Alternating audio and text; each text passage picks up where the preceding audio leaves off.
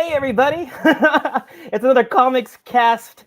Let it out with my co-host here, Jason. It's Jerel here, and we are celebrating our number 7 episode. And lucky number 7 goes to our guest, Marius Reonico. I know I was going to screw it up. Reonico. Reonico. I knew I was going to screw that up. But anyway, I want to welcome Marius. Totally, we've been talking for a long time, and I am just so thrilled to have you here because we want to share your art and just basically just plug you and make sure that you get all the limelight you deserve, because I am so impressed with your artwork. And that being said, look at the ticker below. This is how you can get to know Marius and his artwork. It's fun. He's a phenomenal talent based out of the Philippines, and I appreciate you staying up until 1 a.m. in the Philippines to talk with us. It's no biggie for me. Okay, so that being said, I'm going to show some of Marius's artwork here, and while we're doing that, Marius, just tell us a little bit about yourself. Oh, sure. As you all may know right now, my name is Marius Lane. That's my 2 first names, and I'm based here in the Philippines. And I wasn't supposed to be an artist. I've always wanted to be an artist, but that wasn't the case when it came to my education and then my career path. I graduated as a software engineer. Then I got to work as a software engineer for around 2 years, and then I realized that it wasn't really something for me, and I started to work on commissions on the side to produce more art. But I've always been drawing for the longest time, ever since I was, as I can recall, probably around 2 years old, when my dad taught me how to pick up a pencil for the first time. And so I've been developing my skills ever since, and I think that the past 2 years have been some of the greatest moments in my life when it comes to art, when it comes to the improvement in my art. As you can see, some of those pieces are months apart, but then there are some radical changes to how the quality has increased. I hope so. And I've always been interested in just drawing and creating, but after a while I realized that it's not just the art that I'm into, but rather the stories that they can get behind, or the stories that people can find underneath those artworks. And so I pride myself in being a storyteller firstly, and then an artist second. And right now, it may seem that I'm just an artist, but I'm slowly building towards that goal as a storyteller. Maybe in the last laps of my life, I sure hope so. And that's pretty much a general summary of who I am. And then I hope to get into more details as the stream continues. Oh yeah, we're gonna make sure we hit all those beats to talk about what you're doing now to what you're going to be doing in the future, and I'm looking forward to sharing that with everybody. So right now, I was looking at your artwork. This is just incredible stuff, and let me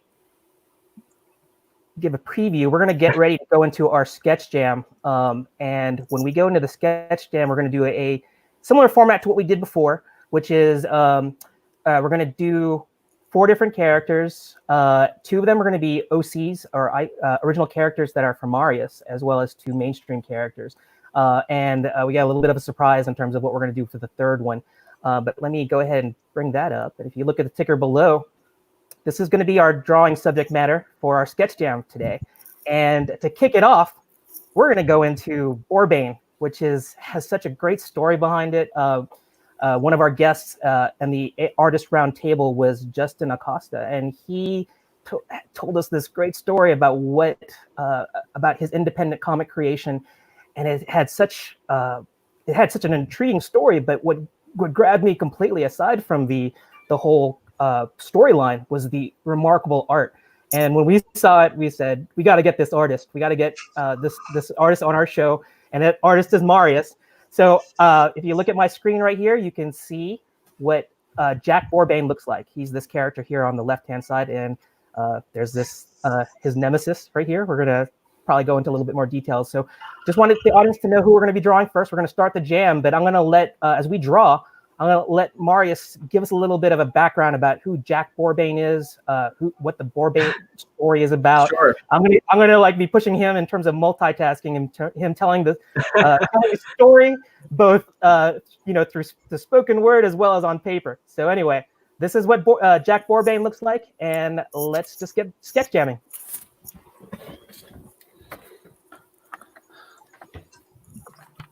Okay, so where were we?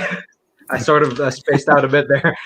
Anyways, okay. So tell us a little Jack bit Boar-Bane is about the character. Mm-hmm. Okay. Jack is the survivor of World War III. So there's this huge event that took place, the Great War, so to speak, in which a lot of people died, and then a lot of events took place, and the world pretty much turned into an entire wasteland. And with that wasteland came about different roamers, different sort of parties, different groups, and different creatures, different mutated beings that terrorize the entire area. And so Jack Boar-Bane, or Boar-Bane the comic book, is set in North America, to be specific, the Great Plains in Texas. And that is where most of the adventures, if not all of them, would be taking place. So we're going to be following, if you pick up the book, which I hope that the people who are watching the stream do be able to the next time. If you pick up the book, you will find that the adventures are mostly set there, and that you will be following Jack's character and his team of warrior dogs. So I know it might sound funny. It was pretty much the case for me when I first encountered the material, but also I felt that this is something quite different. I've never heard of this before. And so if you go past the idea of dogs fighting, you'll find something that's really cool and something very different. And I hope that you will find it action-packed, because that's what Justin and I have tried to do with the character. I'm trying to focus on my artwork, and I might be spacing out with what I'm going to say. But then, so if you look at the title, Jack Boar-Bane is the title. It's about his group of warrior dogs combating an entire herd or pack of mutated boars as well, which have become the prime antagonist of the story. And so at the beginning of the story, all of these hunts will just be sort of something that's ordinary. It's pretty much status quo in the world. And it's Jack's priority, it's Jack's role to rid the place of such enemies, and then to take out these boars as just bounty. That's pretty much it. But then something happens. I won't spoil what that is, and then they're thrust much further into an unwanted set of events, and then they find out that the boars have become something that they were not anticipating. I'm not going to spoil what that will be, but chapter 1 hints on it. Chapter 2 really builds upon it, and I'm excited to know what people's reactions will be when they find out what what Justin wrote into the story, what he's put into the story, and what I've helped illustrate and turn into and put visual clarity into. So yeah, that's Jack's character. Great summation there in terms of the story. I actually just got the issue, and I tell you, I was said, and when I received it, my jaw was on the floor. I mean, I was so impressed with the story and the artwork. I mean, it lived up to all the hype. So I encourage you all to check out Boar-Bane on Facebook and get in contact with Justin Acosta, and he will be the person that you need to talk to about if you love what you're seeing in terms of the artwork and you're intrigued by the story. You can go there and contact him about getting the book, because we're all about promoting independent creatives, and this is just a prime example of the quality that you can expect from from independent creators and artists. So please check that out. So all of us are still trying to jam away. I think Jason had something to say. Go ahead, Jason. Well, I was going to say, Marius, what led to you being the artist on Boar-Bane? This is, Justin was the creator, the writer. What led to you drawing this character in this book? Well, I was doing For Honor commissions mostly, but I was doing commissions for different people, and then Justin was able to see the commissions that I had done, and then we were able to get in touch through a game called For Honor. It's a third-person action adventure by Ubisoft, and then it had a lot of medieval elements in it. And then he was able to see my work, and then he was excited to ask me if I could interpret his vision of his world. And so I tried to do that. We went back and forth with a few commissions, with a few art pieces, and then I would say that he was pretty happy with the results. And then we talked some more. We tried to communicate about what the plan will be, and then Boar-Bane happened. And the first chapter just finished around a few months ago. I can't exactly remember because I've been working on chapter 2 already, and we'll see what happens from there. But that's pretty much the story. So we haven't met in person, Justin and I. We've only been able to talk via Skype, via Messenger, and all of that. And we're pretty much halfway around the world, but we've developed a strong partnership, and I think we're a good team, the two of us. And I'm just excited to see what else we're going to be doing for the next couple of months, up until the completion of the story, I hope. Yeah, that's the when I was talking to Marius pre-show, the interesting thing that I got out of this, and I'm going to use this whole the show the voice comparison.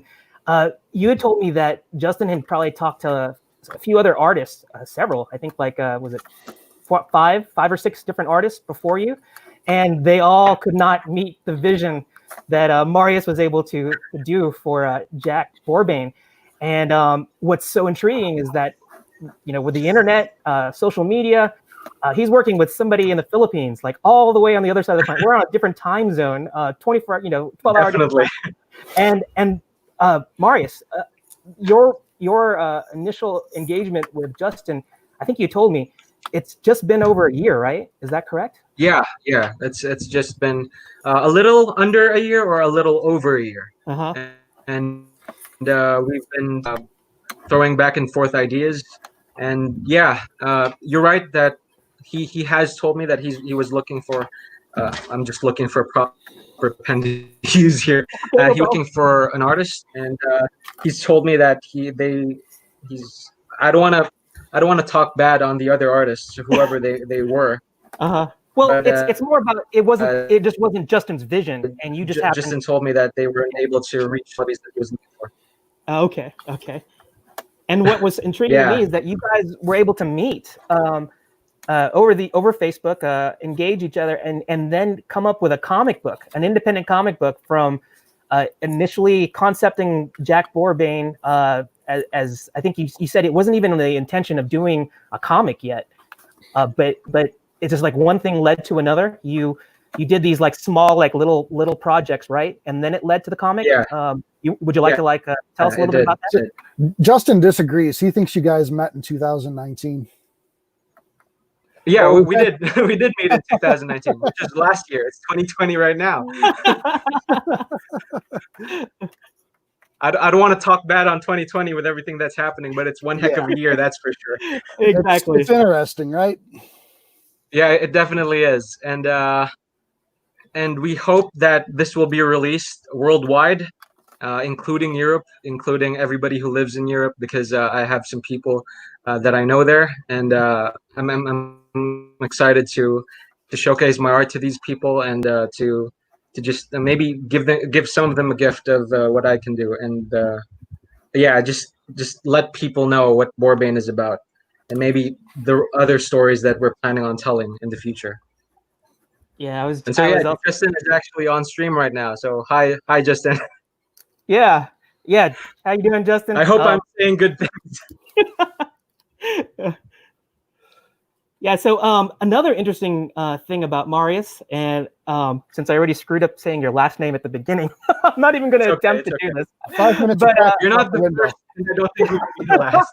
So I'm embarrassing myself with being able to pronounce Filipino names. But anyway, what I also found was neat when Justin talked about you, he mentioned your kind of like your pen name, your art pen name.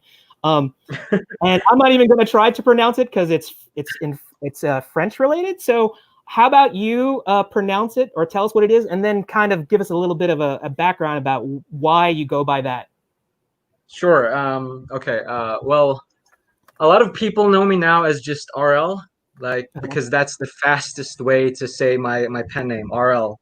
But and I've also shortened it into RL.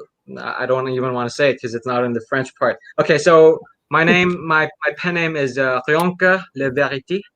That's Réon que le vérité. So that's actually French for there is nothing but the truth. So that's what it stands for. But the truth.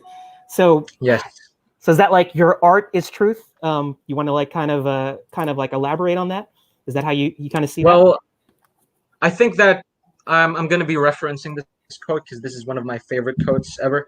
Is that one scene from V for Vendetta where he said that politicians use truth to tell lies, but artists use lies to tell the truth. And I think that's a very powerful statement. Deep, so deep. Yeah. And so what I know about art is that it's not anything that you can find in reality. It represents a whole part of reality. It tries to imitate or simulate reality, but it doesn't really touch it. But what's fantastic or fascinating and just goddamn wonderful about art is that if you look just a tiny bit deeper, you'll understand that it could probably be truer than reality. Like that's how I see it. And I think you get to relate with fictional characters more even sometimes than with your neighbor or with your classmate. Right. And you sometimes get to believe that these characters understand you more than other people do. And I think if we're able to do that, yes, fellow bum, yes. If we're able to do that, then art is truth. Right. But at the end of the day, art becomes truth. And if you can't tell, that Marius is a deep thinker. I mean, he really the whole storytelling aspect of his art. That was another thing about when I was talking to him is that Marius wants to. You told me that you want to move beyond just doing the pinup. There has to be a story behind anything that you draw. All right. I mean, I kind of use the word. There has to be an implied narrative. There has to be some sort of deeper. I want to say like a deeper meaning, because to you it's like it's a wasted experience if you can't tell a story with it. Right? Is that the way you kind of look at it? Yes, that's how I look at it. Because we only have. It's a canvas, right? It's a canvas, and for me, it's real estate. I can't remember who said this, but every bit of canvas that an artist works on is real estate, and you have to put in the most amount of worth that you can into those pages. You need to put in the most amount of value into each line. I mean, we're just sketching right now, and these are portraits, so pretty much we don't have to tell a story as compared to when we're building something and we're going to present it to the world. Then we're going to call it, and then we're going to mark ourselves onto that piece of artwork. Right. It has to have more than just self-fulfillment, because a lot of people I know, and not to talk bad on them because I also do this, is that a lot of artists I've met just draw for their own self-fulfillment. And I don't think there's anything wrong with that. Right. I think that's the very first step at being an artist. But then if you want to do more with art and you want to touch people with your art, you have to stop thinking about yourself, but rather think about how others could perceive your art and what aligns with what is true. Because at the end of the day, everybody can be in opposition to you, but if they find at least one truth in your art, they'll realize that you're not against them. Right. And then they'll begin to see what your real point is. They'll begin to understand what you were trying to say without having to preach to them, without having to teach them. And that, I think, is the critical role of art that a lot of people get to just to just pass by. Right. That a lot of people get to miss out on. Now, a lot of people think that doctors are very important. Yes, they are. Lawyers are very important. Absolutely. But then when it comes to artists, they just think that it's just another person who draws for his own pleasures. And I think that's a very wrong perception of what an artist is. Because most of what we encounter today take McDonald's. Do you think you'll want to go to McDonald's if it's colored black and if it has brown trimmings all over its Oh, colors? I don't think yeah, so, right? So there's an right. artist behind that, behind those golden arches, behind those red, behind those green, with the Mhm, colors, all of it. There's an artist behind that. You wouldn't mhm. buy a laptop if it looked like a pancake. No, you wouldn't. You'd buy it because it looks sleek, because it looks like a tablet that was made from the future, right? That's Right, the right. purpose of artists, and it just so happens we're here on Comic Cast, and we're more our subject matter is on comics, so let's try to take it there. Comics can also have that same amount of value. Mhm. Can't just it can be just about superheroes uh, beating the crap out of each other, and I'm absolutely fine with that. But if after the beating up, we get to just calm ourselves down, look at the panels, and then feel for these characters, I think that is very important. I think that's, and if you could just give someone to think upon after they read through your pages, then you might have done some good to the world. I think I'm I just yeah, looking into it so much. well, yeah, I agree with you completely because that's what's lacking. I think with some of the mainstream comics is that I think everybody's so caught up in a an identity and without the it's kind of like style, no substance, and you're giving Yeah, style and substance. There's a story, there's a deeper meaning behind it, and it makes the story compelling. It makes you want to pick it up and learn more about the character. And I think unfortunately, some of the comics that we have in mainstream, they're all about flash. They're all about like something that's very glitzy and it's all smoke and mirrors, I guess. Yeah, And pretty Jack pictures, Boar-Bane is not smoke and mirrors. light on story. sorry, I wasn't able to hear that, Jason. I say pretty pictures, but light on story. Mhm. Oh yeah, yeah. So along those lines, do you find it easier to draw if you have a story, or is that just your main purpose? Like you said, is you want to have your drawings have meaning, have a story behind them. But do you also find it easier to draw if you have a story to work from? I think the answer to that is yes. I think it becomes easier for me to draw something if, I mean, if it was just for me, I don't really need a story because I could just find the story in itself and just interpret it my way. Like I don't have to think about it too much. But if it's going to be for someone, let's say you purchase a commission for me. I don't want to do a shameless plug, but it sounds like a shameless plug. So yeah, but if you get a commission for me, my process is that I want to know what the point of the artwork will be, so that even though if it's just a character standing up, I want to convey what you want from that picture to the best I can.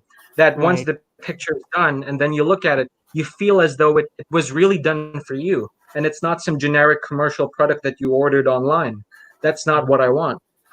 So if you can tell me even a few sentences, a few words that have your story, your personality into it, your value into it, then I can interpret what you want for that piece much faster and much better. And I try to do that with every single client or person that I encounter. And I guess that's what happened with Jack's character the first time we began the concepts, me and Justin. I tried to look into where he was coming from, why he was doing it, uh, what his intentions were, and I really liked the direction that he was moving with, and I agreed. I joined in, and then here we are now. Mhm. So what did that initial pitch sound like? What sort of a description did he give you on Boar-Bane for you to work from? Yeah, I'm curious about that too. Well, he told me that he wanted to tell about his experiences. He wanted Oh to tell about his yes. experiences because he himself is a boar Oh hunter. yes. It's something that he does in Texas, and I think that's very cool. I've never actually encountered someone who does that, and I never knew that such an occupation, if you could call it an occupation, existed before. And that was very fascinating for me. And then he told me about what he wanted to do with it. That he didn't just want to tell a one-to-one illustration of how it is, but to make it cooler. And Mhm. I felt that. I understood that because I myself wouldn't want to experience, to waste my time on something that's bland, especially if it's an art form, right? Sure. And so and so he told me to make it cool, and then he gave me his examples that he wanted it to be medieval, he wanted it to be post-apocalyptic. He wanted a lot of things that if you don't give time to it, you could feel that it doesn't make sense. Like these won't fit together. But then I felt that Justin had a vision. He knew what he wanted, and that he just needed to see how it would look like if someone interpreted it well. And so I didn't really know if I could pull it off, but then I just, of course, it was a job, and I tried to do the job, and then I'm glad that he was able to like the end result of the job, and that's what happened. Nice. I mean, it's awesome that you guys, really found each other, and it sounds like you guys have a great match on this book here. Sounds like Justin went through, a number of people that, maybe while they were good artists or whatever, but they didn't meet what he was doing, and you were able to take his story and from the words he gave you, figure out what he wanted and give him something that met his vision. So it sounds like you guys actually, pretty much hit it off right from the start on that. Yeah, I guess so. Yeah, I'm glad to have met Justin. Yeah, I think the intriguing angle of it is that it's just like art for us. I mean, this is a thing that's near and dear to Justin in terms of like a hunter being a hunter, and to figure out an outlet, interpreting it into a story, and giving it. I mean, just the whole premise of Boar-Bane is very unique to me. I've never heard of that, and incorporating the hunting culture, the hunting. That's his passion, and to work it into a comic book and to find an artist that shares that same vision or are able to interpret that vision, that shows your versatility and being able to interpret that. So I'm totally impressed. I think it's great. Thank you. So right now we're looking at 127. So how you guys feeling about your artwork? I mean, I actually I've been like listening to Marius so much that I was able to do a little bit of a focused drawing here. So it was nice to like listen to the story, and then as I was doing it, be able to just put pencil to paper and make Boar-Bane come to life as well. So wow, I'm just looking at it. And so Justin just said, straightforward. So many comics and stories have so many layers that you have to find the edge and peel back to find and understand the meaning. Smoke and mirrors, as Jerel Modus mentioned, the best stories we have seen and read were straightforward and simple. That is so true. You got Justin speaking truth here. I think that's what's kind of lost in a lot of comics too, is that it's overly complicated. And we can tell compelling stories, and they don't have to be like kids' stories per se, but they can appeal to the archetypes and things that we as humans can relate to. So I think Boar-Bane hits all those notes. And I'm just looking at Jason's art cam here right now. That's really great interpretation. Oh, thank you, Jerel. What do you think, Marius? It looks nice. It looks like he's just been after a battle. With a haggard hair, because like I like to draw Jack like clean here, but then after a fight, I like to wrinkle all of his hair's all messed up. I think you got that part. Thank you. And I was just looking at Marius here. We're doing pencil sketches, and Marius is doing inks already. So, yep, we have another guest here who's showing us up here. Showing us up. But I love it. I want to stop almost and just watch Marius go to work. Yeah. So let's it's 129. I don't think it's clear. Yeah. It's kind of not clear. Should I relaunch this? What we're going to do is, I don't know why it's. I mean, I can see it is. Yeah, I think maybe it's not focusing as well. Oh, that looks better. Yeah, that looks better. Yeah. Look at the detail in that. Yeah, it just wasn't focusing. So I don't know if you guys feel good about it. Let's do an isolated. Yeah, let's do an isolated camera. We'll look at. Obviously, we have Marius is up right now. So Marius, you want to wrap it up and just sort of like let us, and we'll take a look at your drawing here real quick, or your ink. It's much more finished than the two of us. But so we have another comment here. Justin Acosta, you're so right. Sometimes if there's too much, you tend to slowly lose interest. Yeah, I think that getting to that base of the story, you know, not making it complicated, making it very clear in terms of the storytelling. And I think that's what Marius is doing, is that his art tells a story. And, you know, we have that right here. So everybody's pieces look just phenomenal. Really love it. I think I went a little bit overboard and made mine overly hairy.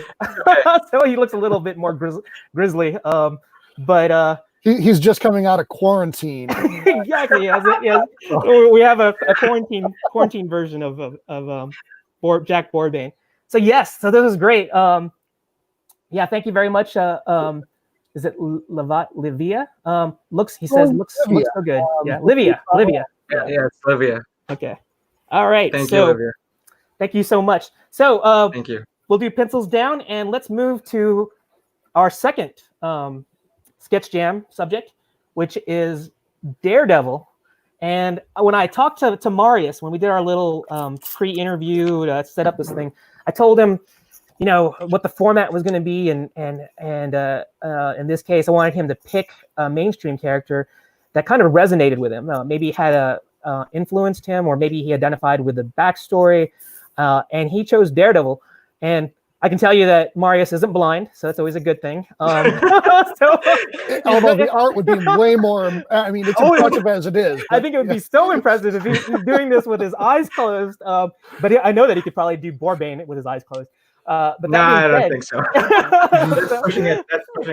So as we start doing our second sketch jam here with Daredevil, let us know why did you pick Daredevil? Was there a special meaning behind him? Well, you asked me, right, the last time that we talked, the pre-show. You asked me if, and then I answered with Spider-Man, because like he was the first character to get me into the whole comics thing with Sam Raimi's Spider-Man. Still the best Spider-Man for me. Mm-hmm. Anyways, and so I gave it thought. I was thinking Punisher, Ghost Rider, Batman. Batman's a little bit too much, and then I remembered how much the Netflix adaptation of Daredevil really impacted me the first time I watched it. Like, it was just the right amount of mature, the right amount of philosophy, the right amount of action. Yes. Yeah. And I really liked the character arc that they did with Daredevil, mm-hmm. and the idea that you have this self-professed religious man, but he himself isn't sure of what his religiosity should do to him. Like, he's not sure about if he's doing good, if he's doing the right things, and mm-hmm. I could relate to that. I could relate to that idea. And mm-hmm. of course, I'm not a crime fighter. Just an artist. I haven't beaten anyone up, but I could feel that. I could feel that daily question sometimes. That what have I been doing with my life? Am mm-hmm. I doing enough? Can I be forgiven? I don't want to get so spiritual or religious here, but that's really mm-hmm. the impact to me that Daredevil has. Right. Beyond his powers, beyond everything, it's his character, really. Yeah, I think that's the that attests to Daredevil's popularity and his I guess his longevity, is that it's the moral conundrums that we all kind of face, you know, and we all have these you know, we nothing is completely black and white, and then you throw in you know, religion, but it's you know, these are all things that shape Daredevil, and that's the thing about good characters, you know, and good storytelling. There's something deeper that Daredevil brings to the table, and I can empathize with you completely in terms of just wanting to have a character that inspires us and makes us think of put ourselves in their shoes. I mean, we all can't be superheroes. We can't be blind like Matt Murdock, of course, and have these super senses. But he does bring a lot to the table, and that's good storytelling.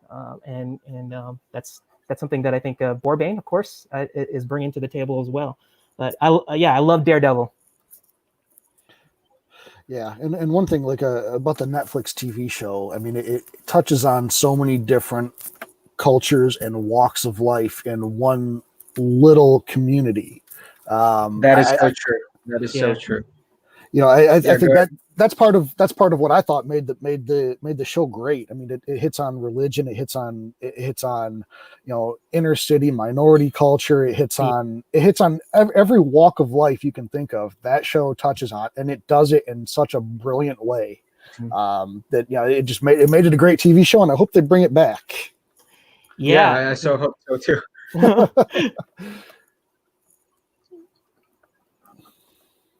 Yeah, you're right about that. Like you could look at it in so many different ways and feel for every character that they were talking about, and not just even the lead. hmm And they And I were think, able to do this up to the last season. That's just fantastic about it. yeah, and I think I'm, I hope they can continue his story. But what I loved about the Daredevil TV series is that it showed every season had a really good arc. In fact, the last one, he wasn't even wearing the suit. And it just showed. It's like almost he got deconstructed, disillusioned, and he. I hope I'm not spoiling it for anybody who hasn't seen it yet. I think there's a a grace period, and everybody should have seen it by now. And if you haven't, you can mute it right now. But but anyway, it was good storytelling. It showed his kind of like his drive to be something more, his kind of like fall from grace and not really understanding where his place was in the world, and then dealing with copycats. And it was just great storytelling. You really got to see a complete evolution of a character. Yeah, and I think the last season, like you said, was really incredible, and it was if that's where it ends up, it was a really great way Run. to end the show. It was a great run. They didn't go out, like the show was fading, but it also made you just want more. Mm-hmm. So Disney, if you're watching the show, which I know you are, you're did we lose Marius? Uh-oh. Oh. I looked up and Marius is gone. Okay. Well, bear with us, audience. Hopefully we can get Marius back on there. I'm going to send him a quick message. Let's see.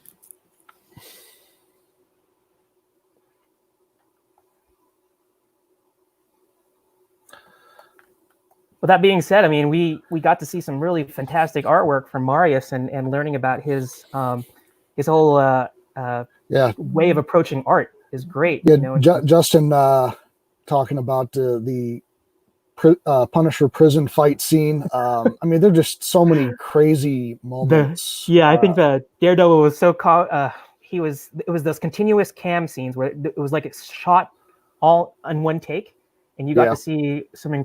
I mean, it was incredibly brutal, but if you appreciate the cinematography and how they were able to do this, those incredible scenes, it looks like it's just one continuous take, and it's all orchestrated, to the point where it's mind blowing in terms of how they were able to do it. Okay, hopefully we can get Marius back in there. Now, keep in mind, Marius is in the Philippines, so hopefully there's not some sort of crazy weather that's causing the internet to. Well, there could be any number of things. I mean, that could really happen to any of us. That could cause a technical difficulty in a broadcast. I mean, it could be power or internet or batteries. We've had that issue in the past. Right.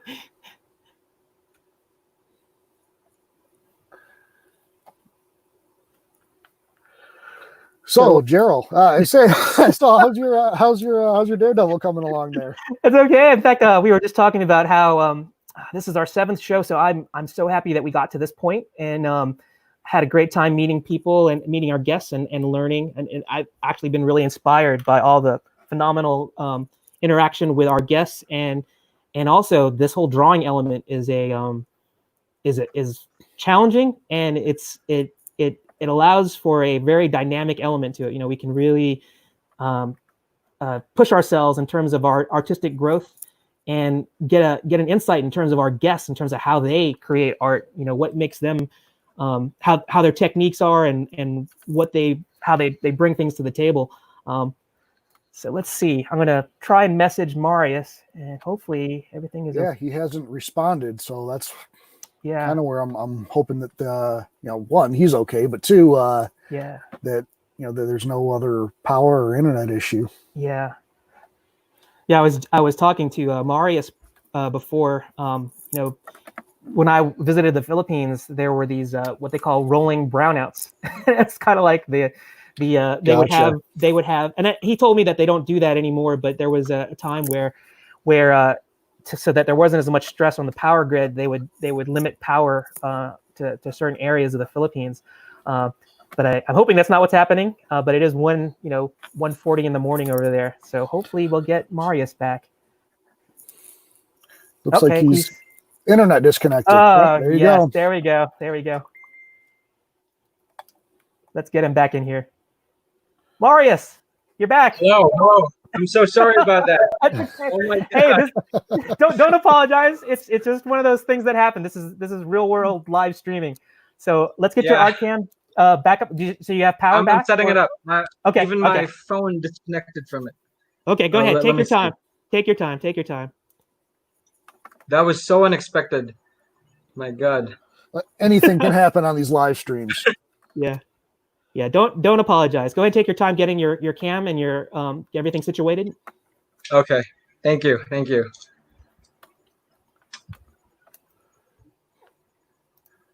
Yeah, Joe, the internet struck back. Look at that. I know. Can you guys see it? Let's get you. I heard it just beep in, so let's add it to the stream. There you go. Oops. I think we keep on. There we go. There we go. There we go. Awesome. All right, so we're a little bit out of the Brady Bunch. Is a little bit off. We can leave it, or I can try and fix it. Let's. I think everybody knows who we are and where our drawing is. Just leave it like it is, Jason. We're cool with it. Cool. That way, Marius can get back to drawing Daredevil as well. Yeah, I don't want to disrupt the flow anymore than necessary. So, Marius, now this is just a little side bit. While you're drawing, I just want to talk as I've gotten to know you.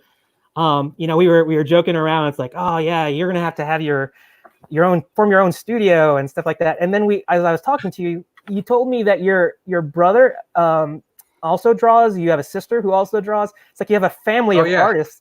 You want to maybe just take a little bit of time to talk about the rich art tradition that's in your family? Yeah, well, I pride myself in having a dad who started to teach me how to draw when I was much younger. He wasn't able to do so continuously as I was growing up, but those very formative years were very important to me, and he's the one who instilled to me the idea that I should draw. And that wasn't just for me, that was also for my brother and my sister. And from there, we were able to develop our own styles, and I've been able to showcase mine here. But I can say that my siblings draw as well as I do in their own ways. And we've been at it I've been drawing ever since. My brother has been drawing ever since, and the character that I'll be introducing later is a character that me and my sister created, because we can talk about that much later, but all of us have really loved to illustrate and to tell our own stories. Yeah, I was so impressed with that, and I got to check out some of their artwork. And yes, super talented family. And that was the thing too, is as we'll talk. Oh, we have another one from Justin. It says, to be honest, I have turned into RL's biggest fan. I don't know. I might be the biggest fan. I'm gonna have to maybe we're gonna have to do a breakdance fight to figure out who's the bigger fan. Proud of him being the artist for Boar-Bane. Heading forward for myself with him, we already have 2 other titles in the chamber. 2 other titles. This guy speaks. Oh yeah, this is one I want to get to. This guy speaks 5 languages. You play multiple instruments? He is insane. Boar-Bane is just the first stop for him. So you've been hiding out these other talents. I was talking about how maybe I'm a disappointment when it comes to being able to parade any talents in front of other Filipino family parties. It's like I can't whip out a pencil and start drawing people at get-togethers. But here you play instruments, and I know that you speak French, and I guess Tagalog and English. What are the other 2 languages that you speak? I don't speak 5 languages. I wish I did, but I am learning Dutch and Polish recently. I've been trying to, and it hasn't been quite successful. But I do speak French. I could read French really fluently. I could speak French. I started because I haven't had anyone to practice with. But yeah, I can do that. I could read French, I could listen to French, and all of those things. Okay. And for the instruments, I play the guitar. I used to play the piano. Haven't been able to in a long while. I also dabbled in the violin when I was younger. I don't know if I can still do it today, but I enjoy playing instruments. I enjoy music, enjoy the arts. You know, I like listening to music. I don't have a musical bone in my body, but I can definitely appreciate the skill. But Justin just said Justin said you're on the way to 5. So thank you. I guess he's clarifying right now. But yeah, that's so impressive. I see. This is just another way that Marius is finding ways to tell stories, so that he can tell his stories in multiple languages and be able to get that story across.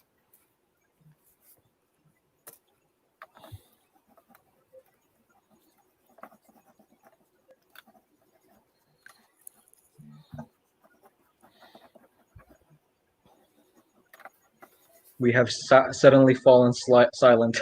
Yeah, I think we are all kind of like. I was just checking to see my comments here for a second. Yeah. Right, Livia's going to join the breakdance fight here. Oh, okay. All right. I guess she'll win. I mean, unless we're talking about broken bones. Yeah, I guess it depends on your definition of break dancing, right? Getting broken. Let's hope nobody breaks bones, please. I tell you what, Marius, when you decide to come to America, obviously you're going to go to Texas. We're gonna have to coordinate that, and we're gonna have to get Justin to take us out on a boar hunt. Oh man, I don't know if I could actually. I would just the experience. I think that would be kind of cool. So Justin, if you heard our request, 20. I guess we got to get past 2020, 2021. Let's plan that boar hunt so we can see what was the driving force behind Boar-Bane, and that was the genesis of the whole Boar-Bane saga. But I was also joking with Justin because I received the comic book. I'm supporting it. It says here, Joe said Audible Lights Out Challenge drawing Daredevil. Oh, great! Yeah, we're at 148. I just realized that. Okay. Let's spend a couple more minutes on Daredevil, and we can move to our next drawing. I want to go ahead and just bang this out real quick.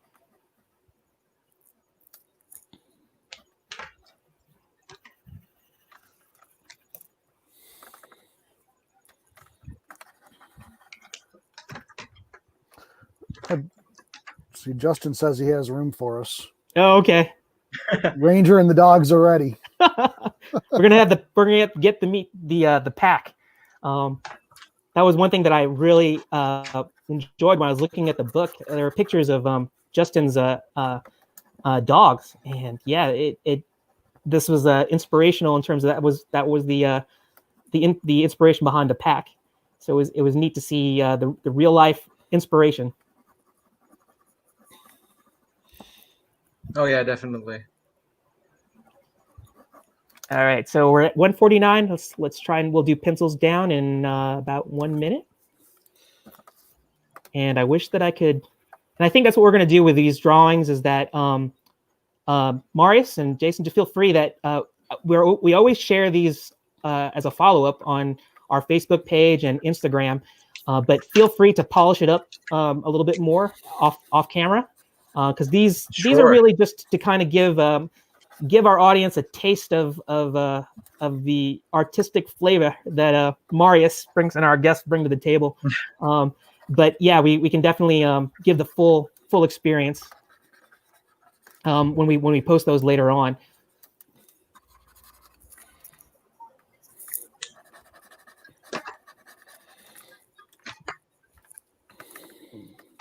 I don't know which marker I'm going to use. Well, the fact that you're mentioning marker, that already intimidates me. I was like, I didn't even use, I'm just using pencils. I know which ones I'm not going to use. Yeah, there we go.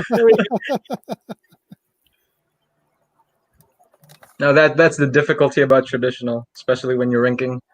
You end up sometimes taking the wrong marker and then already putting the ink to paper, and then realizing that the damage has been done. You have to compensate for that. Yep, done that so many times. You just, especially with like Copic markers, and you're blending and doing gradients and whatever, and then you think you have the one that you want, and it's not, and you just completely ruin the piece. Yeah, and while we're talking about that, we're doing traditional right now. Marius, do you do digital as well, or I do. You do, so triple threat here. All of the colors, all of the colors in Boar-Bane, all of the art there, even the lettering, even the format of the book binding. That's all me. I did all of that. So are you doing the pencils in traditional, or are you doing those digitally? I do the pencils and the inks traditionally, all of it. Okay. I actually have official comic boards, and there's a local production here called HMT Comic Boards. They have fantastic vellum boards, and that's where I do the work for Boar-Bane. I see. All right. Actually, we can. Yeah, go ahead. Oh no, go ahead. Finish your thought. What were you going to say? Oh.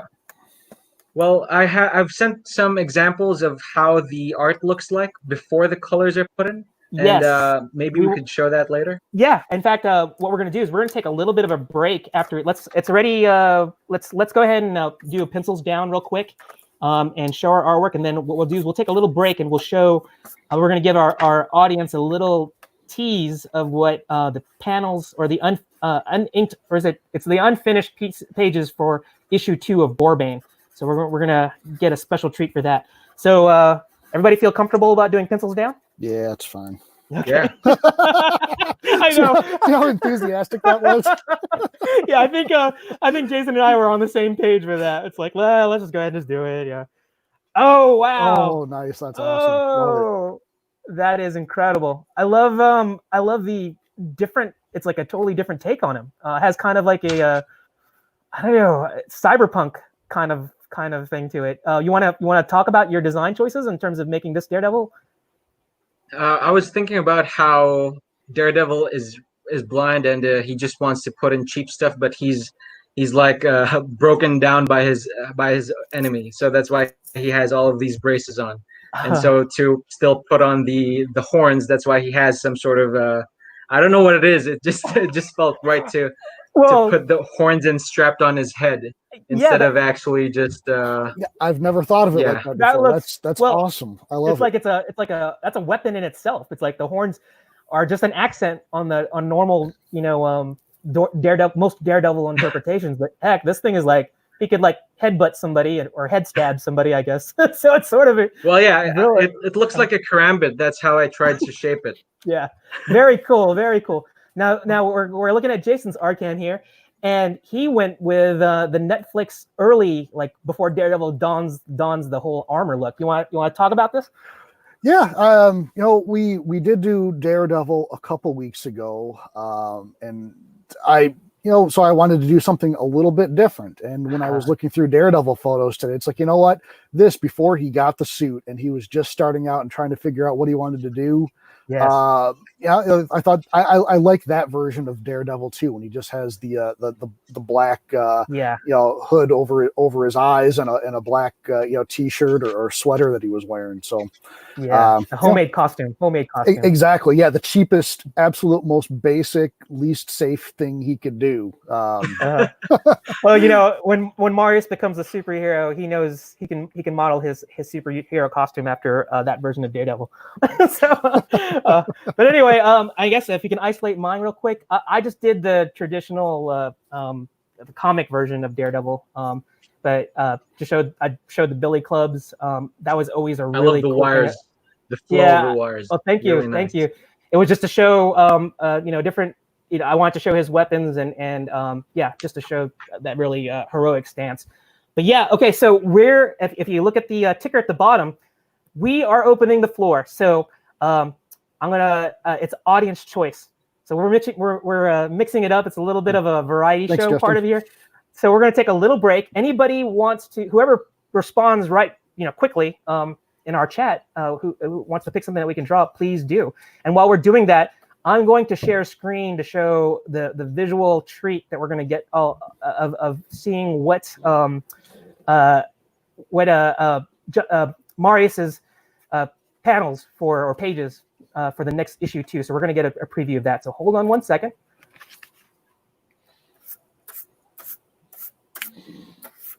I should put a toothpick on Daredevil. So Marius, we have the 2 pages that you sent me, and I believe these are these rough inks, I guess, or rough pencils. Like I guess I'm not sure exactly. Those are inks. Those are inks. Very. Yes. I'm so impressed already. Wow. But I don't know if you want to like tell us a little bit of what's going on, or do you just want all of us to kind of take it in? I got my own. Well, Justin's in the chat. impression. I could actually ask Justin right now. Justin, what kind of information are you willing to allow me to talk about? Yeah, I think there was a gag order that was in effect that we can't. Yeah. We don't want to let all the top secret details out, because you know what, you got to go to Bane Boar on Facebook and buy issue 1 and get issue 2, of course. But we're getting a preview here. The thing about doing this traditionally is it's amazing to me. I started doing in comics digitally, and it's amazing how an artist can compose a page like this to me without using a marquee tool and selecting things and resizing everything and getting it where they want it. This is absolutely incredible work. And you know what? There's no word bubbles. There's no colors yet. But I'm looking at this, and this is testament to just good storytelling, which Marius is saying that he's working on that craft. You're doing it already. I can look at this and just see the story. I'm already drawing my own conclusions just based on this. So this is page 1, and Marius gave us page 3, so he's totally throwing us off. So we don't know what happens on page 2. But look at the rendering and the stylized. I love. There's something about this organic hatch and line work that you're doing. Just really incredible work here. I mean, look at this.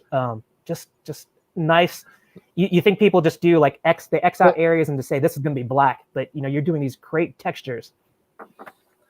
Go ahead, Jason. Jerel, I was saying, what do you think about Livia's suggestion? I don't know if I'm super comfortable with that right here. Look at it on the screen. Okay. What did he say? What did he say? How about you guys draw a portrait of each other? I don't know if I'm super comfortable with that. I just did. I'm Daredevil. I'm popping out, and Jason is Boar-Bane. I just trimmed my beard. And so that means I'm the only guy who doesn't have a character.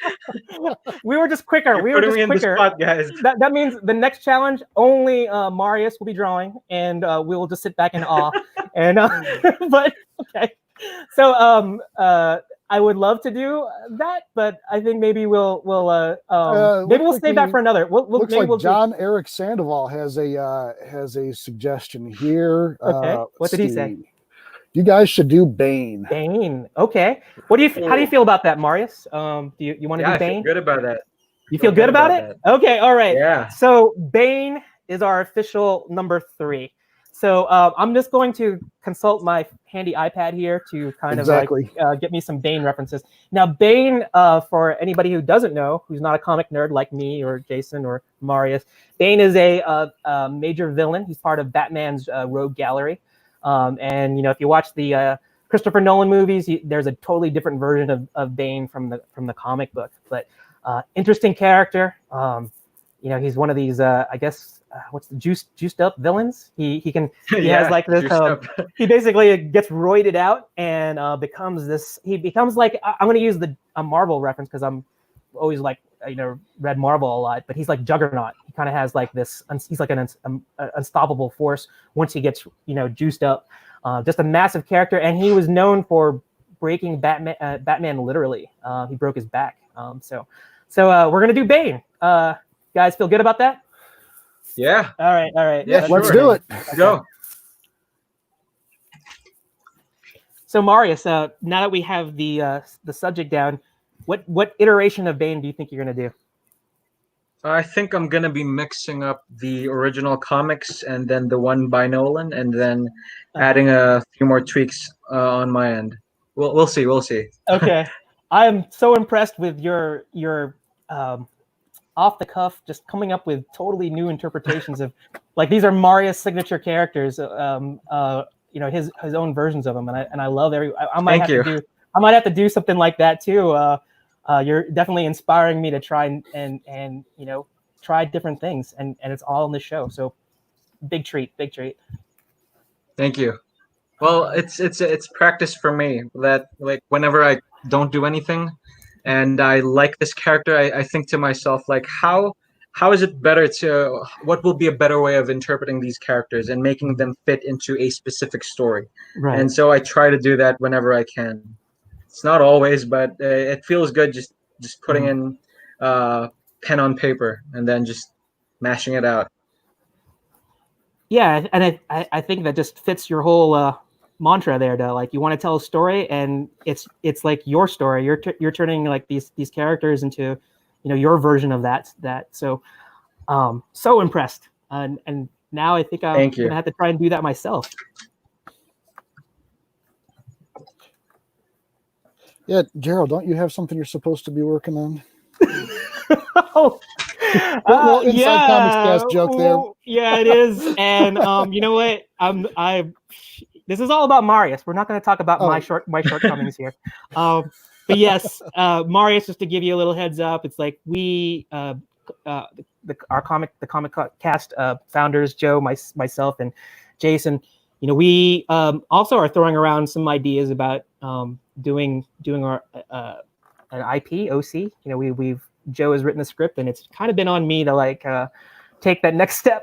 So I guess cool. I can say is that I should take the inspiration that I'm gaining from our guests, and Marius especially, and put that one foot in front of the other and start doing that. So that is all we will say about that. Thank you. I'm excited, whatever it will be.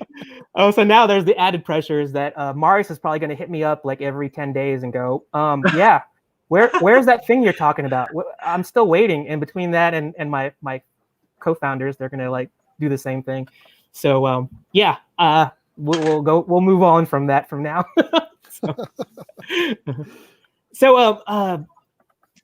Marius, let's talk about other influences. I mean, aside from, you being in the Philippines, I know the art scene is we have there's a lot of Japanese and Korean artists, Filipino artists, obviously Indonesian, Singapore. We're talking about that. What do you feel like in the Philippines in general, the art scene?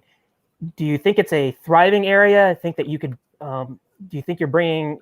Is it highly competitive, or what? How would you describe the art scene there, at least in your locality? I think it is in its infancy right now. Like a lot of us, I know some people who have released their stories into cons. They have fantastic work. They have varying styles, all of them. From there's this comic called Numerous. It's about spies in New York, and it's sort of based on the style of I forgot his name. Was it Akihito Yoshitomi? Who's the artist for Metal Gear? Yoji Shinkawa. Yeah. Yoji Shinkawa. I love his loose style. Yeah. Yeah. His art is based off of that, and I think it's fantastic. I've been following him for a long time. And there's also this one by Quick Draw Chev. It's more of based off of the style of One Piece, but it's he made it his own, as it should be. Right. And those are just some examples that I could think of at the top of my head. Oh, and also we have comic books, and we also have books. Like I have a classmate from university. Her name's Kat Olan, and she has already been able to publish 2 books already. Wow. But so, and it's all on their own effort. Like, we don't have people backing us up. So if you want to begin your journey here in the Philippines, it's really on your own accord if you succeed or if you don't. So that's why I call it in its infancy, as compared to, let's say, Japan, where if you launch your comic book, you're in one hell of a competition, because you're going to be presenting your work to people who have been in the business for 30 plus years, and you have to be really good. And so that's the great dilemma of being a Japanese mangaka, is that you really have to get your game on. Here in the Philippines, you also have to get your game on, but it's more of subtle. It's more of, you just won't sell if your work is subpar. That's it. Mhm. And what I'm trying to bring to the table is that I'm trying to show that as a Filipino, or as an artist, we can deliver the same, if not better, levels of quality as our international counterparts, Mhm. be it from America, be it from Japan, be it from Italy, or any of those places. Right. Because I know that we're talented. I know that the Filipinos are talented, but I mentioned this the last time we spoke, but really I feel that the talent is just being suppressed. I'll use that term. It's being Yeah. suppressed. I don't know if you want to go a little bit more into detail. When you say suppressed, I know you can talk about how you can be, if it's something that you don't want to go into detail. When you use the word suppressed, it's up to you. But it's just interesting that you use that word. Is it a cultural thing, political, religious? I think it's a cultural thing. I think it's a cultural thing. I don't think it's I don't think it's political or religious. Okay. It's more of just the way art is seen here in the Philippines. I guess with any third world country, where the priority is to get a job or to get a degree, and I think it's important. A degree is very important. I would not be where I am now if not for having graduated as well.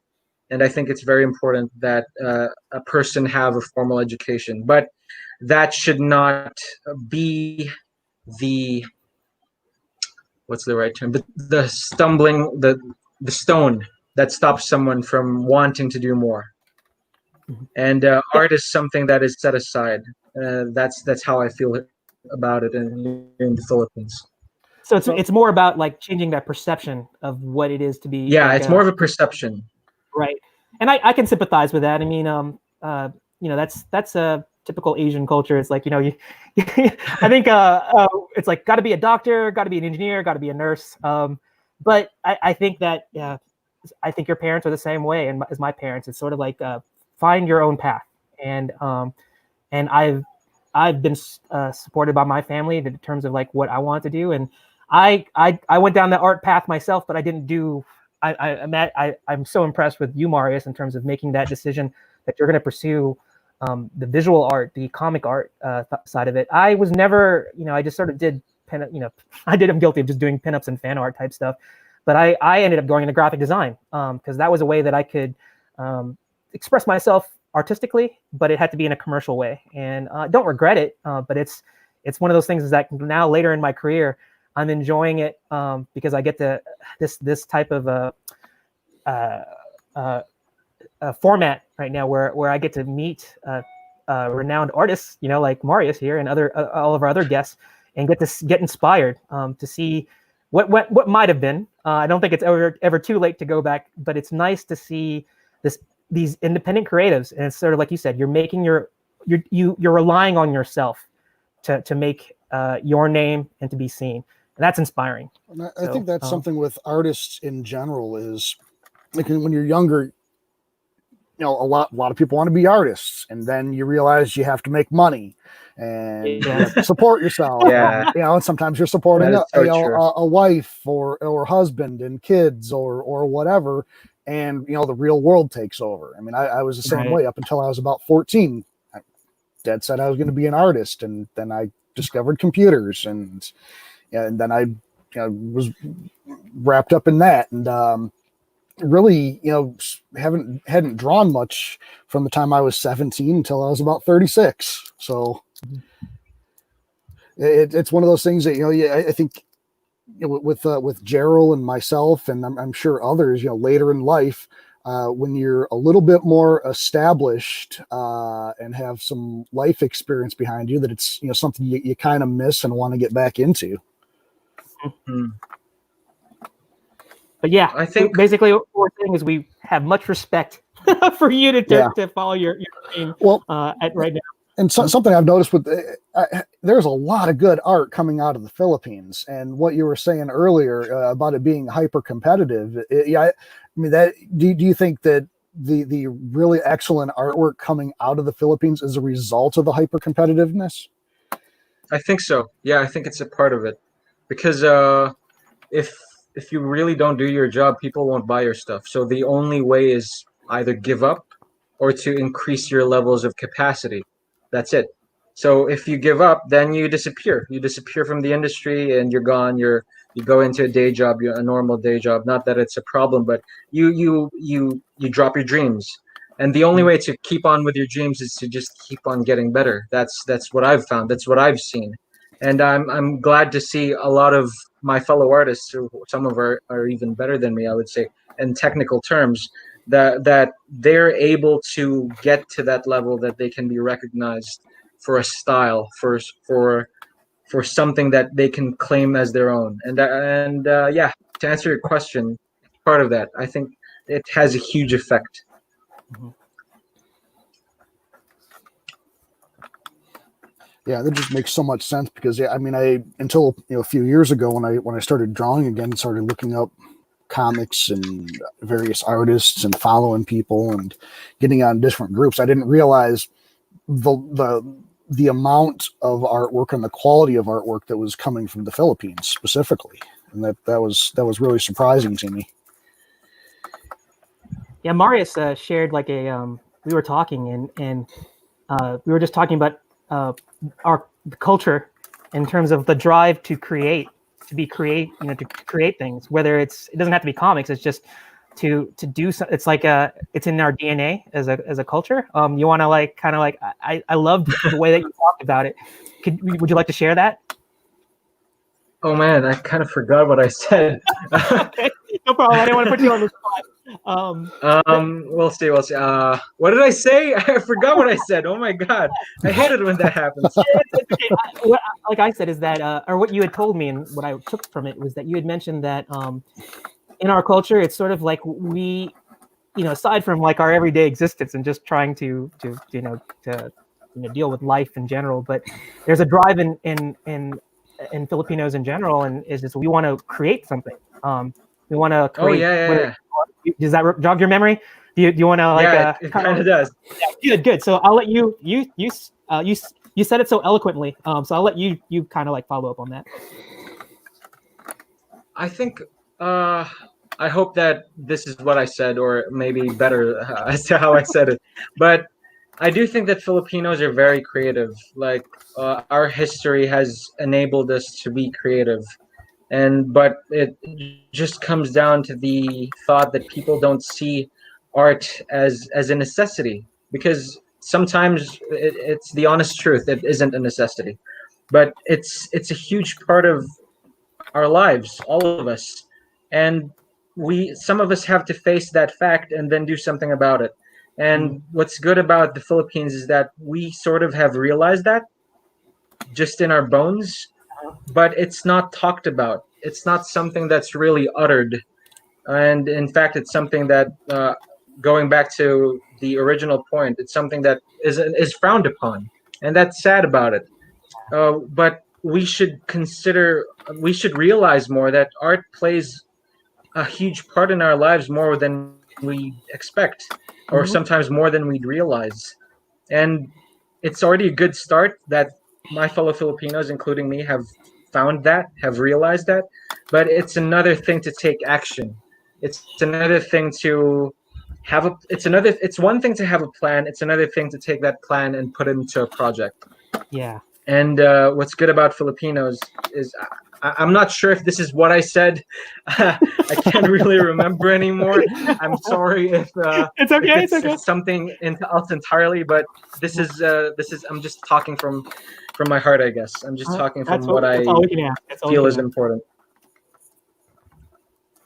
Yeah, I found that to be great story, and that need to create, that need to actually. I think that's just being human. You want to express yourself and have be able to share that with the world, and you're definitely doing that. Thank you. All right, so we are looking at, it's 2:15. I don't even know, what time did we start. Jason, do you recall? Yeah, right around 2:00. At least 15 minutes before now, I think. Okay, how about we? Wow, you're getting. Jason seems to be breaking up a little bit there. Let's. You want to give it 5 more minutes, to like kind of refine our Bane Yeah, drawings? we can do that. Mine needs at least 5 more minutes, so that'll work. Okay. How does that sound to you, Marius? Is 5 more minutes good? I'm good. I'm good. I'm good with that.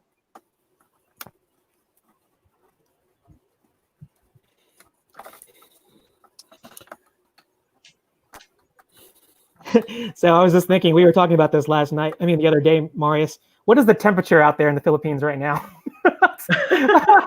Right now, it's a little bit cooler right now, but often it hits. Yeah, it's at night, so it's already 2:16 a.m. here. But during the day, it's like 38 degrees and above, something like that. 36, 38. There was a day like it was 40, 43. So yeah, it gets really hot here. You know, for us, or Jason, we just had this discussion about being Americans. we don't. Yeah. Fahrenheit versus Celsius. So, 43, depending on a wind chill. I'm putting on a winter coat. So I was listening to Marius. I was like going, well, that doesn't sound so bad. In fact, that's like you said 30. It's like, isn't that freezing? I don't know. I was like going, and then I was like, oh, Celsius versus Fahrenheit. Oh, you got a comment here from Jesse Switters.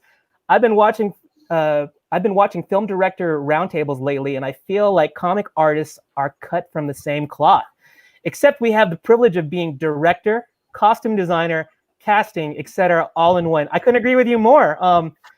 Aside from the close collaboration that Marius has with Justin, I think this is, correct me if I'm wrong, Marius, but Justin has definitely an idea of what he envisions, but he gives you like very I guess creative reign to a certain extent. Now that you have a relationship with him, that he can give you maybe a loose description of something and he just says run with it. Is that his style with it? Or does he give you a checklist of paragraphs of stuff that you have to pull from? You want to elaborate on that?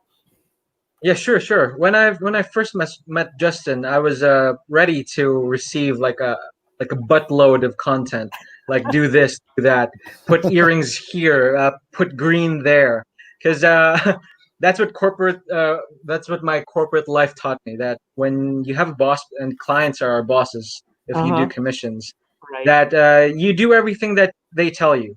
Of course, if you feel that it's bad, that it will look terrible, it's your responsibility to give it to them straight. But you do it in very politely, and you still try your best to guide them, so to speak, to advise them. That's besides having to be the serviceman for the work that they're requiring you to do. I think that as a commission artist, it's also your responsibility to be their advisor, to be their counselor. With what they want, and to guide them towards the actual vision that they would like. And what I like about Justin is that when we began this, he provided his input best as he can, but he also trusted my ability, and that's something that I'm very grateful for. And then whenever he thinks that something isn't quite right, he politely says it, and he says it in the best way possible, and I appreciate that thoroughly. And so our work becomes much faster, and we're able to deliver as consistent a quality as we can. And so yeah, with what's your name, Jesse Switter, with your comment, I feel that it's quite accurate, because that is what I try to do with Boar-Bane. Because that's what I noticed actually about a lot of comics, especially Western ones, is that when a series launches, let's say Supergirl, I have Supergirl comics here. One is the first few issues are drawn by Michael Turner. He's passed away already. He was my favorite artist when I was growing up. And then 6 issues later, someone else picks up the artist's responsibility. And that artist change, every single design that Michael Turner put in, every single world part that made it make sense was completely stripped. Krypton's designs were removed. It just turned into some generic lab. It became lazy. Supergirl's costume lost its fabric detail and all of that. And it just sucked. It just sucked so bad. And that's what I'm trying to do with Boar-Bane, is that when you begin a character, you concept it. You concept design it. You think about its application to the world that it's in. I try to light the scene. I try to reference actual films for cinematography, and I try to give them good costumes. I try to capture the shot the best way I can. And so, yeah, I feel that that's what's missing with Western comics that manga does have. Yeah. Because manga, man, I could just talk about how beautiful manga is. And Well, it would, I want to be that transition point that if you pick up my work, you can feel that it's Western and that it has color, but you can feel that it has the emotional core that manga does, which I feel a lot of Western comics have pretty much just abandoned. slept over. Yeah, abandoned. I could tell. We definitely hit a passion point for and Marius's. I am like, preach, brother. You know, just sort of like I'll talk more about the industry. And I think that's another good thing about independent creators. I think you know, you're bringing, you can bypass that whole corporate mentality, bring that Eastern Western fusion, the way that you want to approach it. It's like you're the editor in chief. You know, of course, Justin is there Justin is the final word for all of this. Yes, yeah. But what I think it's why it's so successful is I think it's that creative synergy. Oh, we got a little from Miles. It says, "Who was your favorite character to draw, RL?" Favorite character to draw? And he also followed up with, "And how long does it take a page to take you?" So 2 questions. 2 questions. For the first question, my go-to characters to draw would be Batman and Punisher. Like like if I just have a piece of paper and I want to just draw something and relax, it usually ends up being Batman or the Punisher. I don't know why, but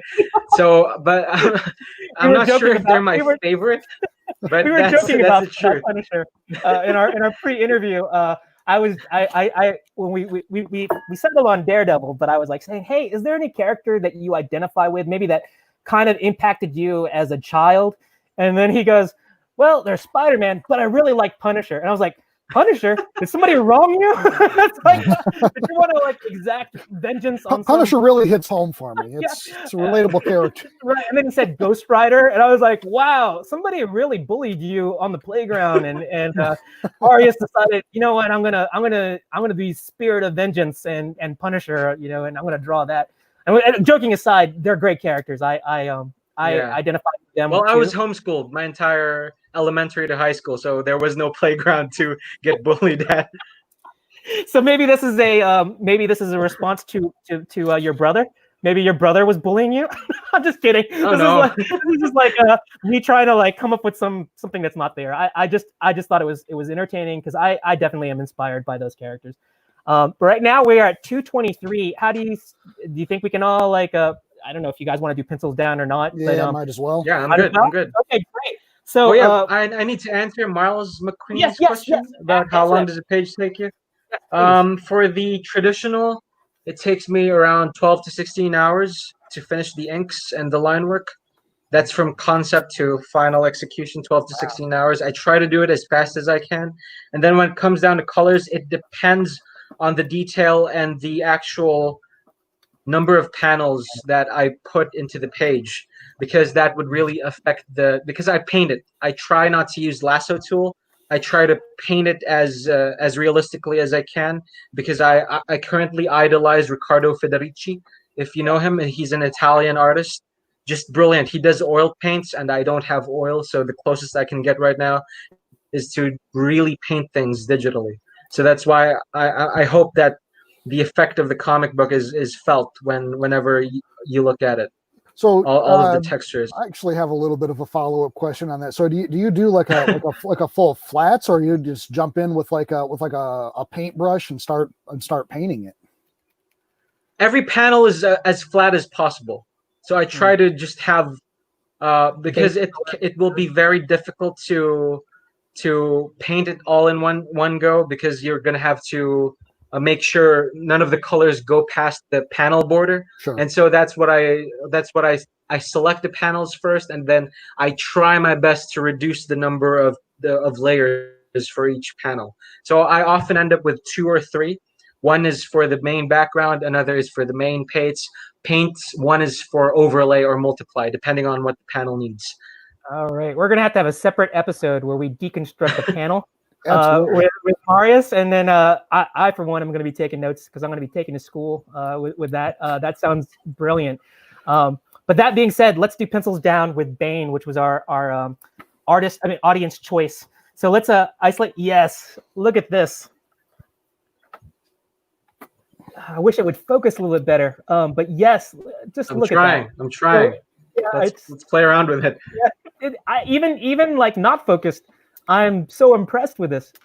Jason, are you seeing this like I am? I'm seeing that too. I mean, I wish the camera would focus a little bit more, but man, the detail you packed into that is brilliant. I love the design. Looks awesome.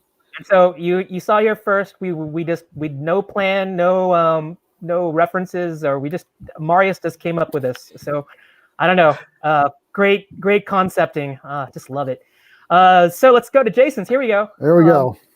You did a comic. I guess. Well, actually, is this from the video game or a comic? I can't remember. This has a fusion. That's from Arkham Asylum. Yeah, that's what it looks like to me. Yeah, that's it. Yeah. Yep. So this is the video game Arkham Asylum version of Bane.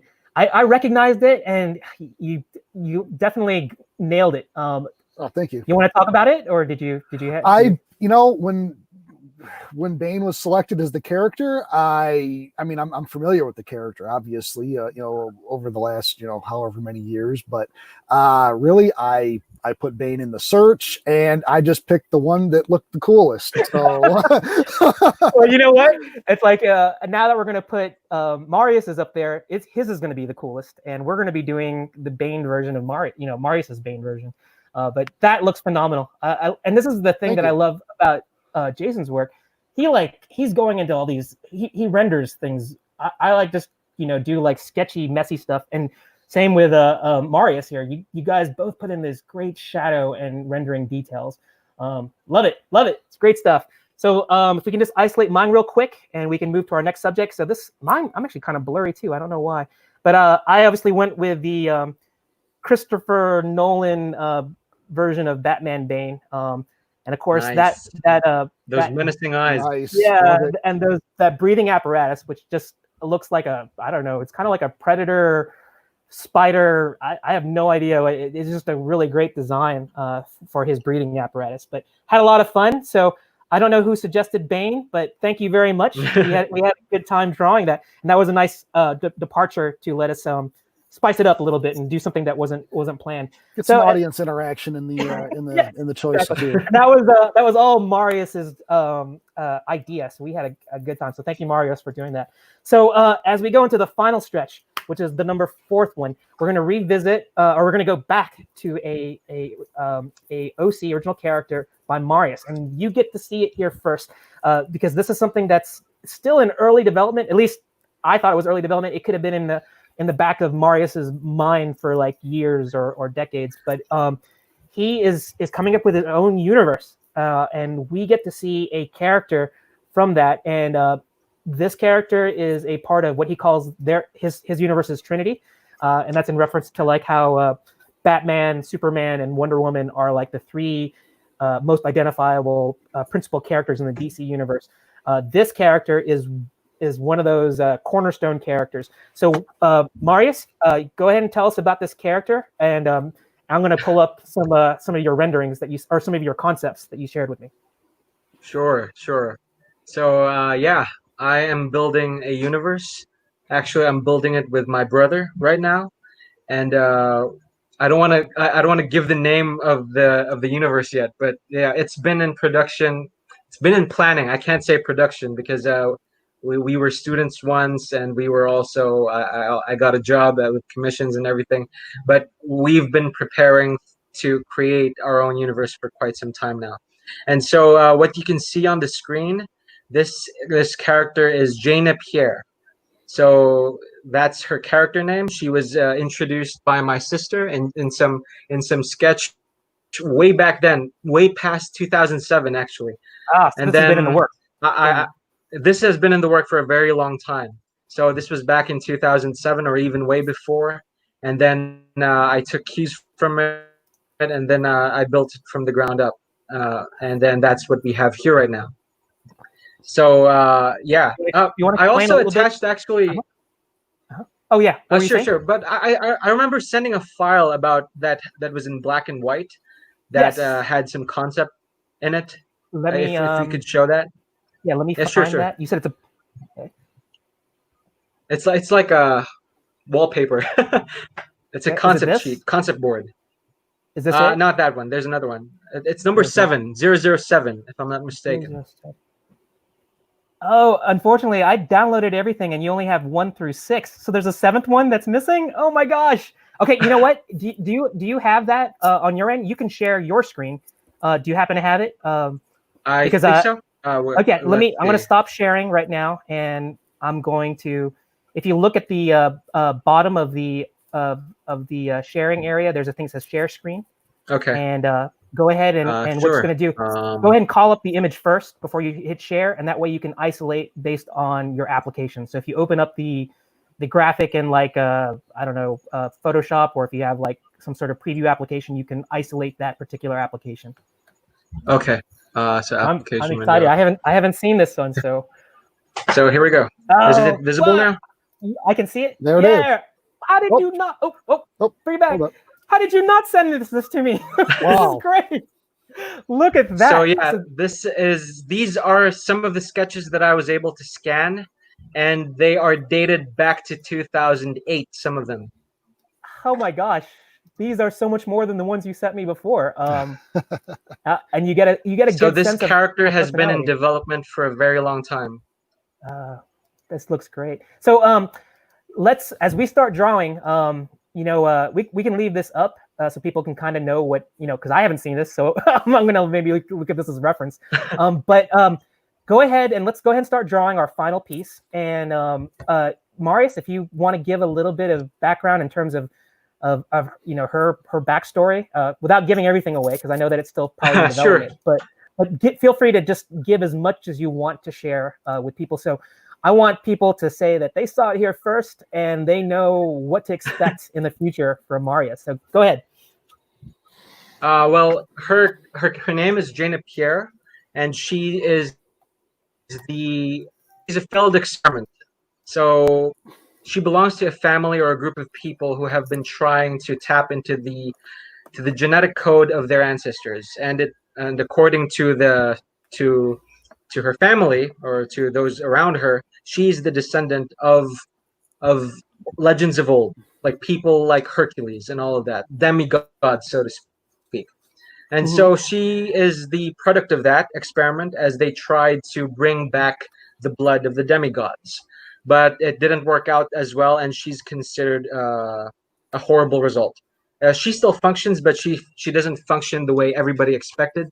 And so she was set aside, and then another child, another sister was actually being developed in her place to be this perfect demigod, so to speak.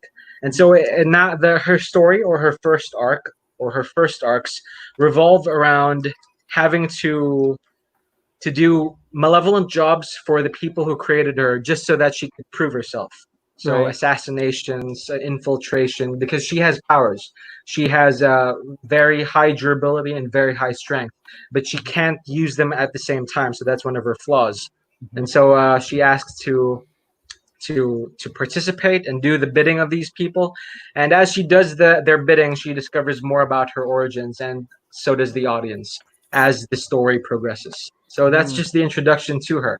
And then she finds out a whole lot of different things, and I don't want to talk about that yet. Okay, but no problem. you can see in her design, I hope you can see in the design, some parts of the story, because if you look at it, some of the sketches here, one of them is actually a very ancient look of how her armor would have been back in the 1400s. So there's this Anglo-Saxon warrior here, and that's why she's wearing something like straight out of Xena, but then modernized. So that's why she looks like that. Oh, that's such an intriguing story. I'm looking forward to that. And I actually want to know, I guess you can't really tell about the other two members of the Trinity, and are they like similar to her, or do you? I'm going to milk it. I'm going to try and get you to talk about it, but if you don't want to, totally don't listen to Jerel. Just so you don't have to say It's anything. fine. So if that's a no, I'm okay with that. Well, the other two characters have their very own story. So what I want to do with the universe is that you could pick up Jaina's comic and then not read everything else, and you're completely fine with it. You could just enjoy Jaina Pierre as her own story, and I want everybody else to enjoy the other stories on their own. And so I don't know if I should talk about the others for now, but yeah, let's leave it at that. Let's leave it at like Jaina for now. Yeah, that's a good tease for that. But great story. Again, independent creator, independent future comic. Intrigued. So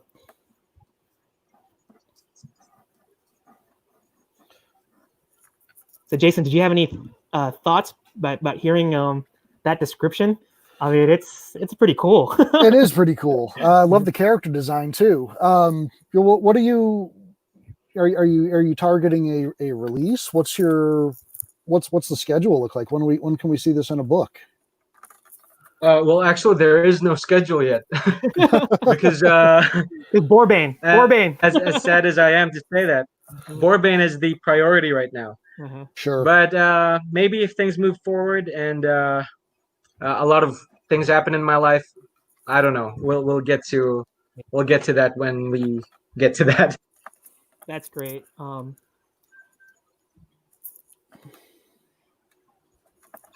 So I remember, and this is a callback to what Justin said before. He said he had other projects that were in the pipeline. Are you involved with that too? Is that something that I'm gonna like? I would say so. I don't want to say. Okay, no problem. We'll see. I won't go any further with that. I was gonna try and get you to slip up. It's best to ask Justin for these things.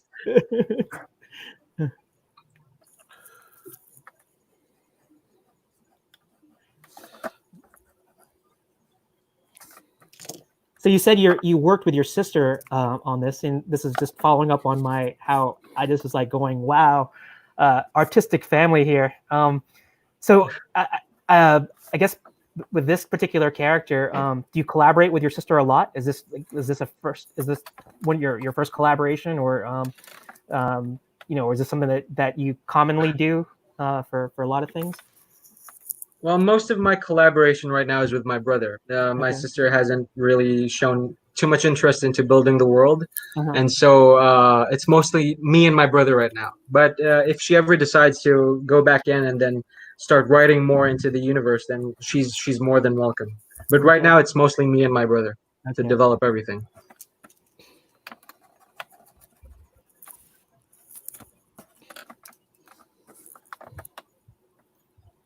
Yeah, and I think we had talked in the green room about your character, the name that you chose for her. I thought that was pretty interesting, and this is another testament to Marius. He doesn't just pick a name for even like the given name of the character, not their superhero name. He like even their just given name. He thinks about that too. And before I mispronounce it, I'll let you say it, and then you can tell me what the reason was behind it. Can you care to share that with us? Oh yeah, her name is Jaina Pierre, and so when she was created, she only had the name Jaina. That's pretty much it. And I was like, well, will people attach to this? Like, will people find meaning to just an ordinary name? And so I was thinking about her last name, and I was going through a lot of different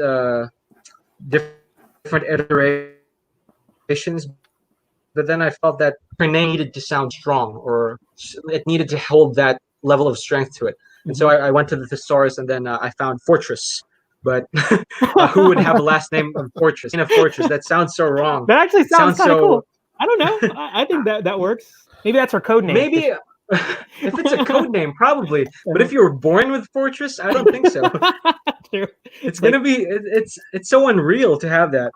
Anyway, so yeah, I went to this thesaurus, and for some reason, I found Pierre, and then yeah, that's pretty much how I proceeded with her name. Yeah, fortress. It doesn't exactly fit. Maybe in a book that was kind of making fun of the characters and their powers and abilities or something. Yeah, I guess so. Okay, so the version that I gravitated to in terms of the of course, if I had that page 7, which I was missing, of that great all that sketchbook artwork, which I'm gonna have to like get you to send me again. But I was in Sure. from her from the pictures that I have, it showed like her armor, and there was one where she has like this mask over her face too. And you had talked about the limitations of her power, and in terms of what you said about her being flawed, and that's the reason why she was rejected. She has this breathing like apparatus or this mask that covers her face. Would you like to maybe talk a little bit about that? Oh, sure. She has a breathing apparatus because she needs to regulate her levels of breathing. Because whenever she uses her powers, it's something a little akin to chakra, where you have to control your breathing and have some form of meditation just so that you could perform superhuman feats. Mm-hmm. And so that's why she has a breathing regulator in her mask. And also it's a mask, so it's to cover her identity. That's why if you look closely at the illustration, her obvious reason. breathing apparatus actually, her breathing apparatus can be made visible, translucent, so you can see her face underneath. Okay. And it also turns opaque, so you can't really see anything anymore underneath. I was going to ask, when you started talking about the mask here, is looking at the reference pictures, obviously there are some where she doesn't have a mask, but then it also looks transparent. So that explains the reasoning behind that. Is it something she has to wear all the time, or does she take it off? Well, she tries to wear it as much as she can, but she's I want to design her as a very fast operator. And so if you see her, that's the last time you're going to see her. That's it. End game. Right. So if she moves in that sort of way, then she won't need to put on her mask. It's like she's very confident. She's very brazen. And then if she comes and gets you, you're done. That's it. Game over. But then she puts on her mask when she's in her defensive state, in which case she's not attacking, because her strength is only active when her defenses aren't active. Oh yeah, you mentioned that she can either go in offense or defense, not both, right? She has to turn off one power in order to use the other. Yeah. So what are her armor here on her shoulders? You started to, Iffy, you mentioned a little bit about ancient warrior type of armor here that's modernized. What's actually on her shoulder pads here? Oh, those are technological magnet gravity. I don't know what the term is. I haven't coined the term for it yet, but it actually generates a force that repels projectiles. So if ever she needs to, because she can take on bullets, but she can't take a whole bunch of them, especially if she's in her attacking state. And so what that armor does, it generates a field around her arms. And then, so she just needs to move her arms a bit. Then it protects her from incoming bullets and deflects them. As you can see, it's floating a bit because it shows the magnetic effect of those armor pieces.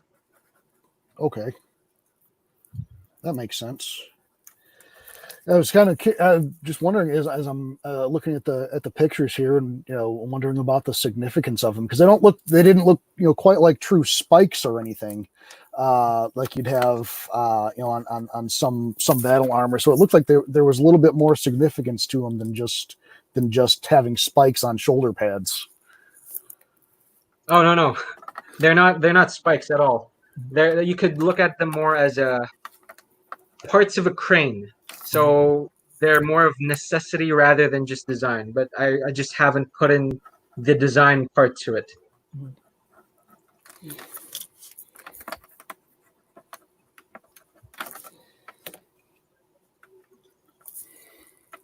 So you mentioned that there's a. I'm going to keep on like chipping away at you so you can reveal more.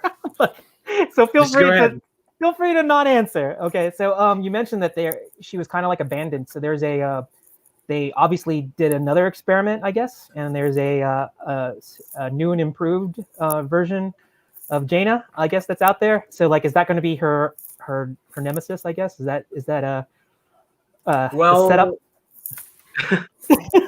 Okay. Well, Again, don't feel free not to answer. I've actually written the script for the first story, so there's a script already ready, but it's not finished. And so there are details in there where she actually needs to protect her sister, which is the perfect version of her. Ah, okay. Okay. So this girl is around 12 years old, and she's considered very important by the family that she belongs to. Okay. But this girl, of course, since she's still young, her powers still haven't manifested. And so that's the only reason Jaina is actually given the importance to live, is to be some sort of bodyguard to this upcoming was it predecessor? No, is it predecessor? No, descendant. Successor. Successor. There you go, successor. Because this family is very rooted in a large society and in politics and a lot of dirty details. That's why a lot are actually trying to stop them recreating the powers of the old ones.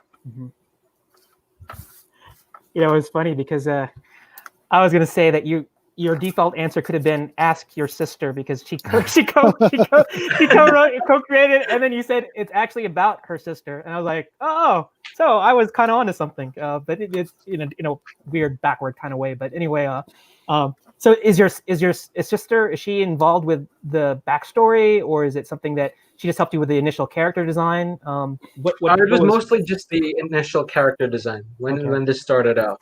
Okay. Because my brother and I, actually all three of us, when we were drawing back then, it was just, let's draw for the hell of it. Right. Let's see Iron Man. Oh, I'm going to create someone with armor. And then it looks like Iron Man. And there was no story. And then as we progressed, we felt that these characters have potential, but we have to do drastic changes in order to make them actually unique and original. Right. And that's when we started introducing elements of story into it. And for Jaina, I was the one who put in the story. And the last script that I did was back in 2014, and I haven't touched the script back in 2018. And so we'll see where the development goes. Right. Well, I am definitely intrigued by this character. Gonna have to I think even though you haven't completely told her story, we were talking with the co-founders about how for Comics Cast that we want to do fan art for our of these independent creations that our guests are doing, and man, I want to do beyond the sketch that we're doing right here. I want to do some fan art and do my own kind of like interpretations of this character, and it's more about me just doing it so that way you can tell me it's kind of wrong, and then kind of like tell me why it's wrong, and then I learn more. I'm gonna find ways to milk information. Oh my god! Gerald's gonna use it as a device to try and get more information out of you. I'm gonna go brainiac on you and try and come up with subtle ways to. So I drew a fan art of her having a battle with her sister. Is that something you're gonna put in the story? I'm inclined to say. I'm letting all my secrets out in terms of how I'm gonna get all this information. From Marius here. But yeah, I'm having a good time drawing this. Right now we're looking at 2:49. So how about we wrap this up in a couple minutes, and then we're gonna just do a final just do a wrap up where we can talk, because I know that there's something that I've been wanting to, speaking of trying to get information out of Marius. I think there was a little bit of a reveal that Justin kind of hinted at, and I kind of was trying to ask Justin, it's like, Can Marius tell us on the show? And he was so coy. He just gave me a meme. I think it was a meme of Joey from Friends giving this kind of expression, saying, I don't know if it's gonna happen or not. And so I was like, and then I had to talk to Marius. I said, Marius, are you gonna do something? And I think you were playing kind of dumb. You sort of said, I don't know. And so So you are? Is that true? You're going to reveal something to us at the end of the show? Is that still There okay? will be a reveal. Yep, okay, there will be good, a reveal. Good. All right. I'm So looking forward to let's it. wrap up really quickly. Let's give it. It's 2:50 right now. Let's give it 2 more minutes to kind of 2:52. We'll do pencils down, and yeah, we'll move to that reveal.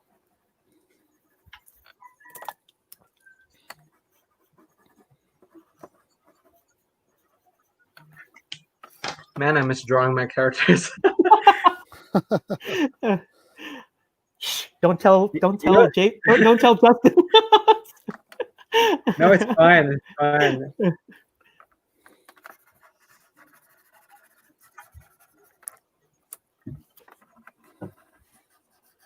So I guess as we are kind of like winding down here, what do you see in the future, Marius? I mean, do you see yourself in any, like, I know we talked about this. It's kind of a journey, artistic journey that you're on right now, and you know you have goals, you have ambitions and things like that. But what you want to? I mean, you told me. I'd like you to tell other people. What do you think? Where do you see yourself? Let's say in 5 years and 10 years.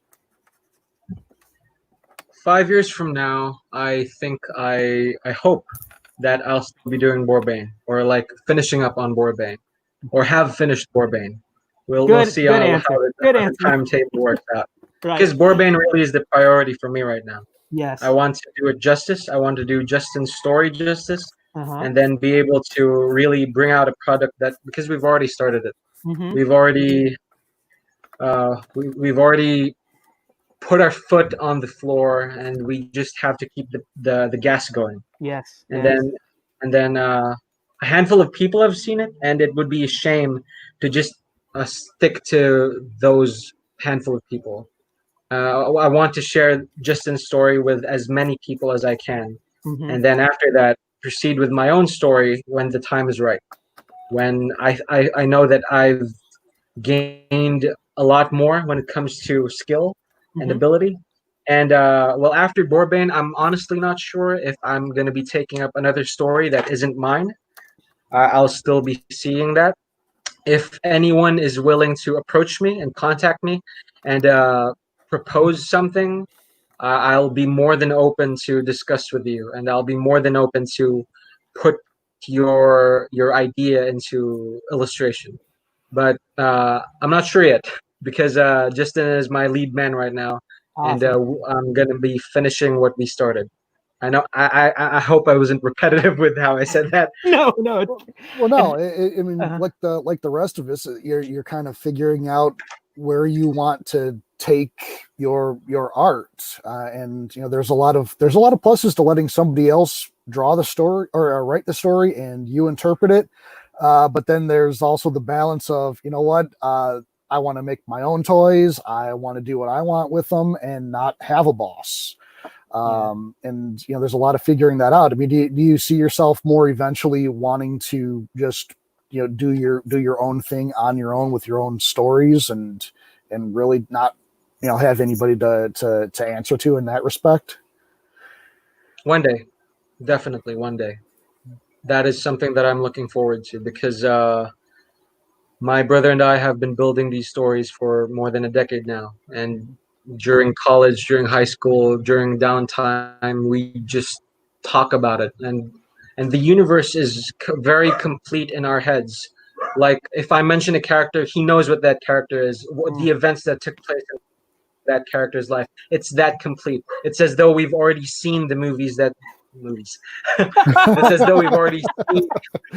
No, it's okay to say that. It's a follow up on what Jesse Switters mentioned earlier, where you are you're the director, you're the costume designer, you're the cinematographer, you're behind the camera, you're the lighting guy, you're the that's kind of what I was trying to build off of, because I don't know how your brain works, Marius, but when I envision stuff, it looks like a movie in my head. So it was I was laughing because it was funny, because I think of it the same way. I see it, you know, in as a cinematographer kind of layout, and then trying to interpret that into a panel. All right, so I think that was that's how I actually see it. That was a very positive note to end on in terms of like the sketch jam. So we already have it isolated here. So we have Marius's Jaina here, and we both did the whole mask thing. But your mask, I want to do more fan arts of this stuff. Just great stuff. Jason, you seeing this? Oh, geez, yeah, that looks awesome. I love it. And it's so clean, and he's doing inks again. Again with the inks, I love the contrast and the shading you can get out of the you've gotten out of the inks on that without taking away from any of the detail on it. Looks awesome. Yeah, great job. Thank you. Yeah, Thank you. Okay, and let me see if I can get this to focus. But I also did the mask version as well. It's focusing a little bit, not as clean as Marius, but just really intrigued by it. Oh, we got a comment here from Justin.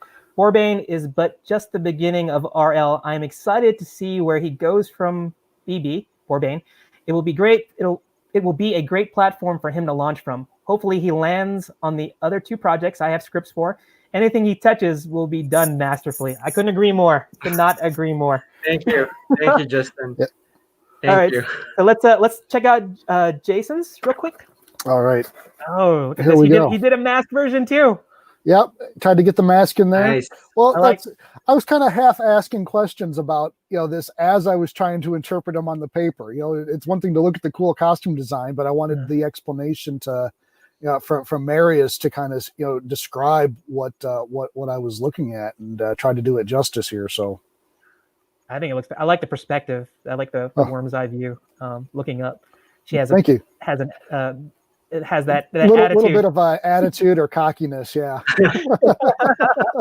You got the grooves down, the grooves of the transparent helmet, and the hair. Nice, very nice. Oh, thank you very much. Appreciate that. Okay, well, this wraps up the sketch jam portion of the show, and going into the final 3 minutes, we had such good content. We're going to be pushing 2 hours here, so I want to get to the nitty gritty part of it, where you do a little bit of a reveal here, Marius. Oh yeah, so, yeah. You want to pull that up on your screen and share it, like you did before, and I'll let you just narrate. Tell us what you're sharing with us. Okay. Oh, let me find it first, so that I'm going to switch while you're finding it. I'm going to let our audience know I switched it back to Marius's social media handles. It's there at the bottom. So please. Oh, we got. I think this is your brother that just said, "Oh, beautifully done, all of your drawings." So I think this is your family account. So it could have been your. Yeah, that's my family account. I don't know which part of your family, but thank you very much. I'm not there. Thank you very much for that. But yeah, if you look at the bottom, these are ways you can see more of Marius's work. And of course, if you go to Boar-Bane in Facebook, you can get in touch with Justin if you want to learn more about Boar-Bane, and contact him if you want to buy the issue, which I highly recommend. Issue 2 should be coming out. We got to see a little bit of those pages. So that being said, Marius, you ready to share this great reveal? Yeah. Okay, here we go. Sure. Okay, so I already have it on my screen, okay. And this is a gift to Comics Cast from Justin, and this is a gift to Comics Cast that was done by my brother. Okay. And so I'm going to be sharing the screen now, okay. And I hope you guys can see it. Oh wow! That's incredible. So this was done by my brother. This is the digital portrait of Jerel, as if he was in Boar-Bane's world. That's great. Crazy. Oh, I could tell it was Jerel right away. That was that is so flattering.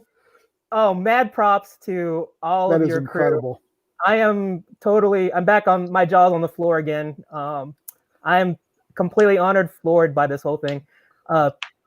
Gosh, I can't even. I'm speechless. I'm not even sure which Jerel is talking here on the screen right now. So, okay, well, I know that Joe is still in the background. I hope Joe is still in the background.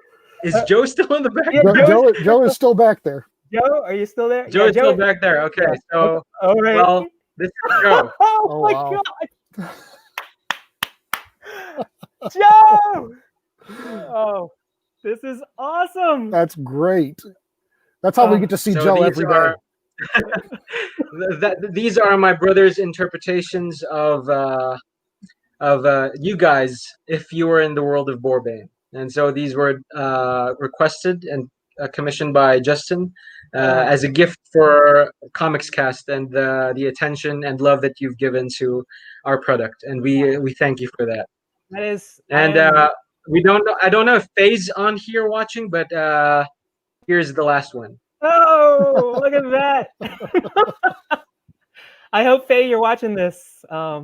Yeah, we are so honored, and honestly, this is one of the things about Comics Cast is that we want to promote independent comics, independent creators, artists, storytellers, the whole nine, publishers, writers, just any the independent scene in general. And Justin, Marius, and Marius, your brother's name, I want to call him Maverick, but it's not Maverick, right? Yeah, that's his name. That's Maverick. That's my brother's name. Maverick. Okay. Is my brother's name.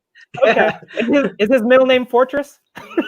No, love the Comics Cast logo on Jerel's hat. Look at that. Oh, this is so I am beyond just great. This is awesome. Thank you so much. Thanks, Justin. Appreciate that. Yeah, I look forward to seeing what you guys come up with. We are honored and thrilled. You guys put out a great product, so it's easy to. This is something that I say a lot because I really believe it. It is so easy to say nice things or things that you believe in, because if it's true, it's so easy to say because it's sincere, it's genuine, and it comes from our hearts because we know that you guys put out a great product, and it's our pleasure to hopefully bring your book, your artwork, the story of Boar-Bane to the masses. So thank you so much, Justin, Marius, Maverick. You guys are awesome. I guess I'm holding back the tears.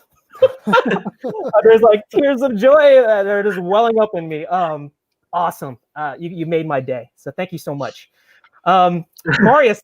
I will tell my brother how you feel. Please do. And Marius, I'm just going to give the floor to you right now. Just you want any final words, shout outs, talk about the future, talk about anything you want to plug. Yeah, anything you want to plug. Well, to Comics Cast, first and foremost, thank you for having me on here.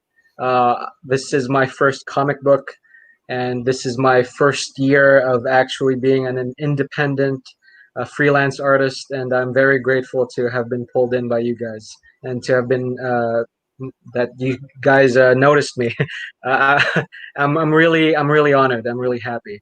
I also want to thank Justin, because if not for him, I wouldn't be here right now being interviewed. And it was his faith in my work that I don't want to get all emotional and teary-eyed, but okay, I'll do it for you. What he did for me really means a lot. His trust in my work, and it seems that he's gonna be trusting me with so much more. Oh yeah, Joe, you can of course use that logo. I will be sending the high-resolution artwork to all of you guys after the show. Oh, okay. Thank you. Yeah.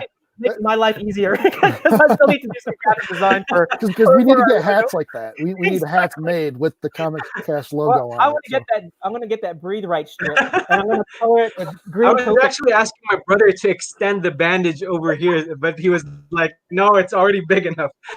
Well, it's these Pinoy noses. We're just kind of, we got wide noses. Yeah, we both have that Pinoy nose. I am beyond happy to have you on this show, and we wish you the best of luck. And we're going to be in touch with you, and we're looking forward to Boar-Bane issue 2. And I joked with Justin that I'm looking forward to issue 300. So and the movie, because Jason Momoa is going to be in the new movie, of course, playing Boar-Bane. If not, we're going to have Justin. Justin and Jason Momoa are like, they're brothers that were separated from birth. They look very, very similar to each other. So good things to do to look forward to.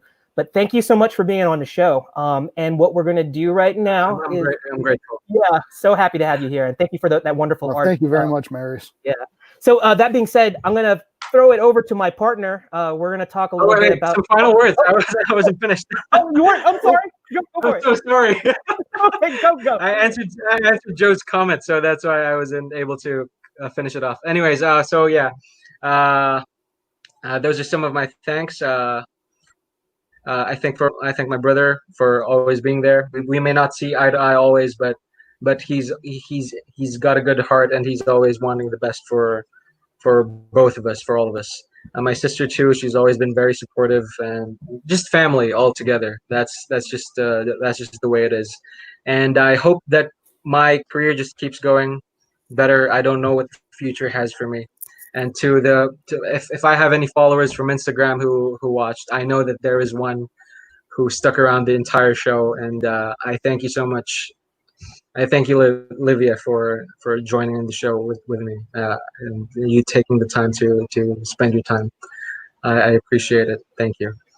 And uh, for if you guys want to commission me, I will be opening commissions after Boar-Bane Chapter 2. That's priority. But then I still have some more commissions to do. I have some free commissions to put up. For Honor 2, I need to thank Ubisoft. If not for their awesome game, I would not have gotten the attention. I would not have gotten Justin.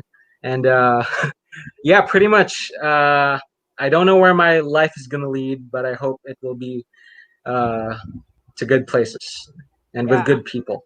I have no doubt that's going to Absolutely. happen. And just to make it very clear, Comics Cast family, I found him first.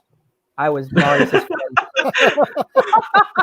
So, and I friended his brother and his sister, and I know his parents. No, I don't. But anyway, they're you have a true talent, and we're just happy to showcase it. So thank you very much. And I'm going to throw it over to my partner, Jason, as we talk about our charity that we do partnership with, and we'll go from there. All right, this is our charity partner, Golden Fight. They support childhood illnesses, cancer, and other childhood illnesses that can devastate a family. They help families get through this. They 97%, just over 97% of their proceeds actually go towards helping children and families deal with childhood illnesses such as cancer and others. Everything else is just administrative costs. A nonprofit that maximizes actual proceeds going towards a good cause. You can visit them at goldenfight.org. If you're so inclined to donate and send a few dollars or whatever you feel is right in their direction, rest assured that it is going to actually help the children and families. So again, visit them at goldenfight.org. Yeah, and you can see at the bottom there's the URL, so please check it out. And just to give another tease, what we're going to do is that we are planning on doing a fundraising partnership with Golden Fight. We're still trying to work out the details. There are some extenuating circumstances that prevented us from launching it right away, but please stay tuned. We're going to actually try and talk to some of our guests and maybe see if they can help out with that as well. But we are so thankful to be partnering with them because they are just a great cause. It's helping families deal with just getting their child healed. So the money that's raised goes to helping them deal with any financial difficulties, so that way they don't have to worry about that. They can focus just on their child. So that being said, great show. Episode number 7, lucky number 7. Marius, great guest. Well, great. Thank you very much for joining us. Thank you for sharing your talent with us. Yes, it's been great, awesome artwork and great conversation. Thank you. Yeah, Thank you. Appreciate you staying up late. It's 3 in the morning now, man. This is crazy. This is like 9 p.m. for me. Okay, no problem. We're night owls, and I'm looking forward to seeing more of your work, and we're going to be in touch, and just keep on drawing. Keep on drawing, and we look forward to seeing more from you, Boar-Bane, your brother, your sister, just all around great talent. So that being said, Jason, any last words, or should I close? No, it's been a great show as always, and love spending time here on Sundays. Doing some quick sketch cards. So yeah, it's been great. Thanks again, Jerel, awesome partner on the show, And Marius, it's been a lot of fun getting to know you and getting to talk on the stream here while we try to not screw up some drawings. Likewise, Jason. Thank you for having me. Yeah. Thank you for having me. So check out the we are on YouTube now. We also are we have that, and Marius gets to be our first YouTube under that, and the address for that we'll be promoting that. You'll see the artwork that we just did. We're gonna put that on Instagram. We're gonna show that on Facebook. So the fun keeps on going. Yep, there it is. There's our Indie Comics Cast on YouTube. So please check that out. You can see this video. We're going to be populating it with all sorts of other videos, teasers to our past shows, as well as the actual shows. So please check that out. It's growing.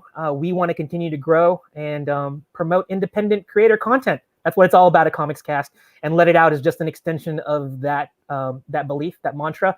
And that's it. So you guys have a great rest of your day. Marius, thank you. Jason, thank you. And we are out. Keep on drawing. Thank you. Thank you. Bye-bye. I wish you the best Comics Cast. Thank you. Oh, thank you. We wish you the best too. Okay. Thank you. Bye-bye. Bye.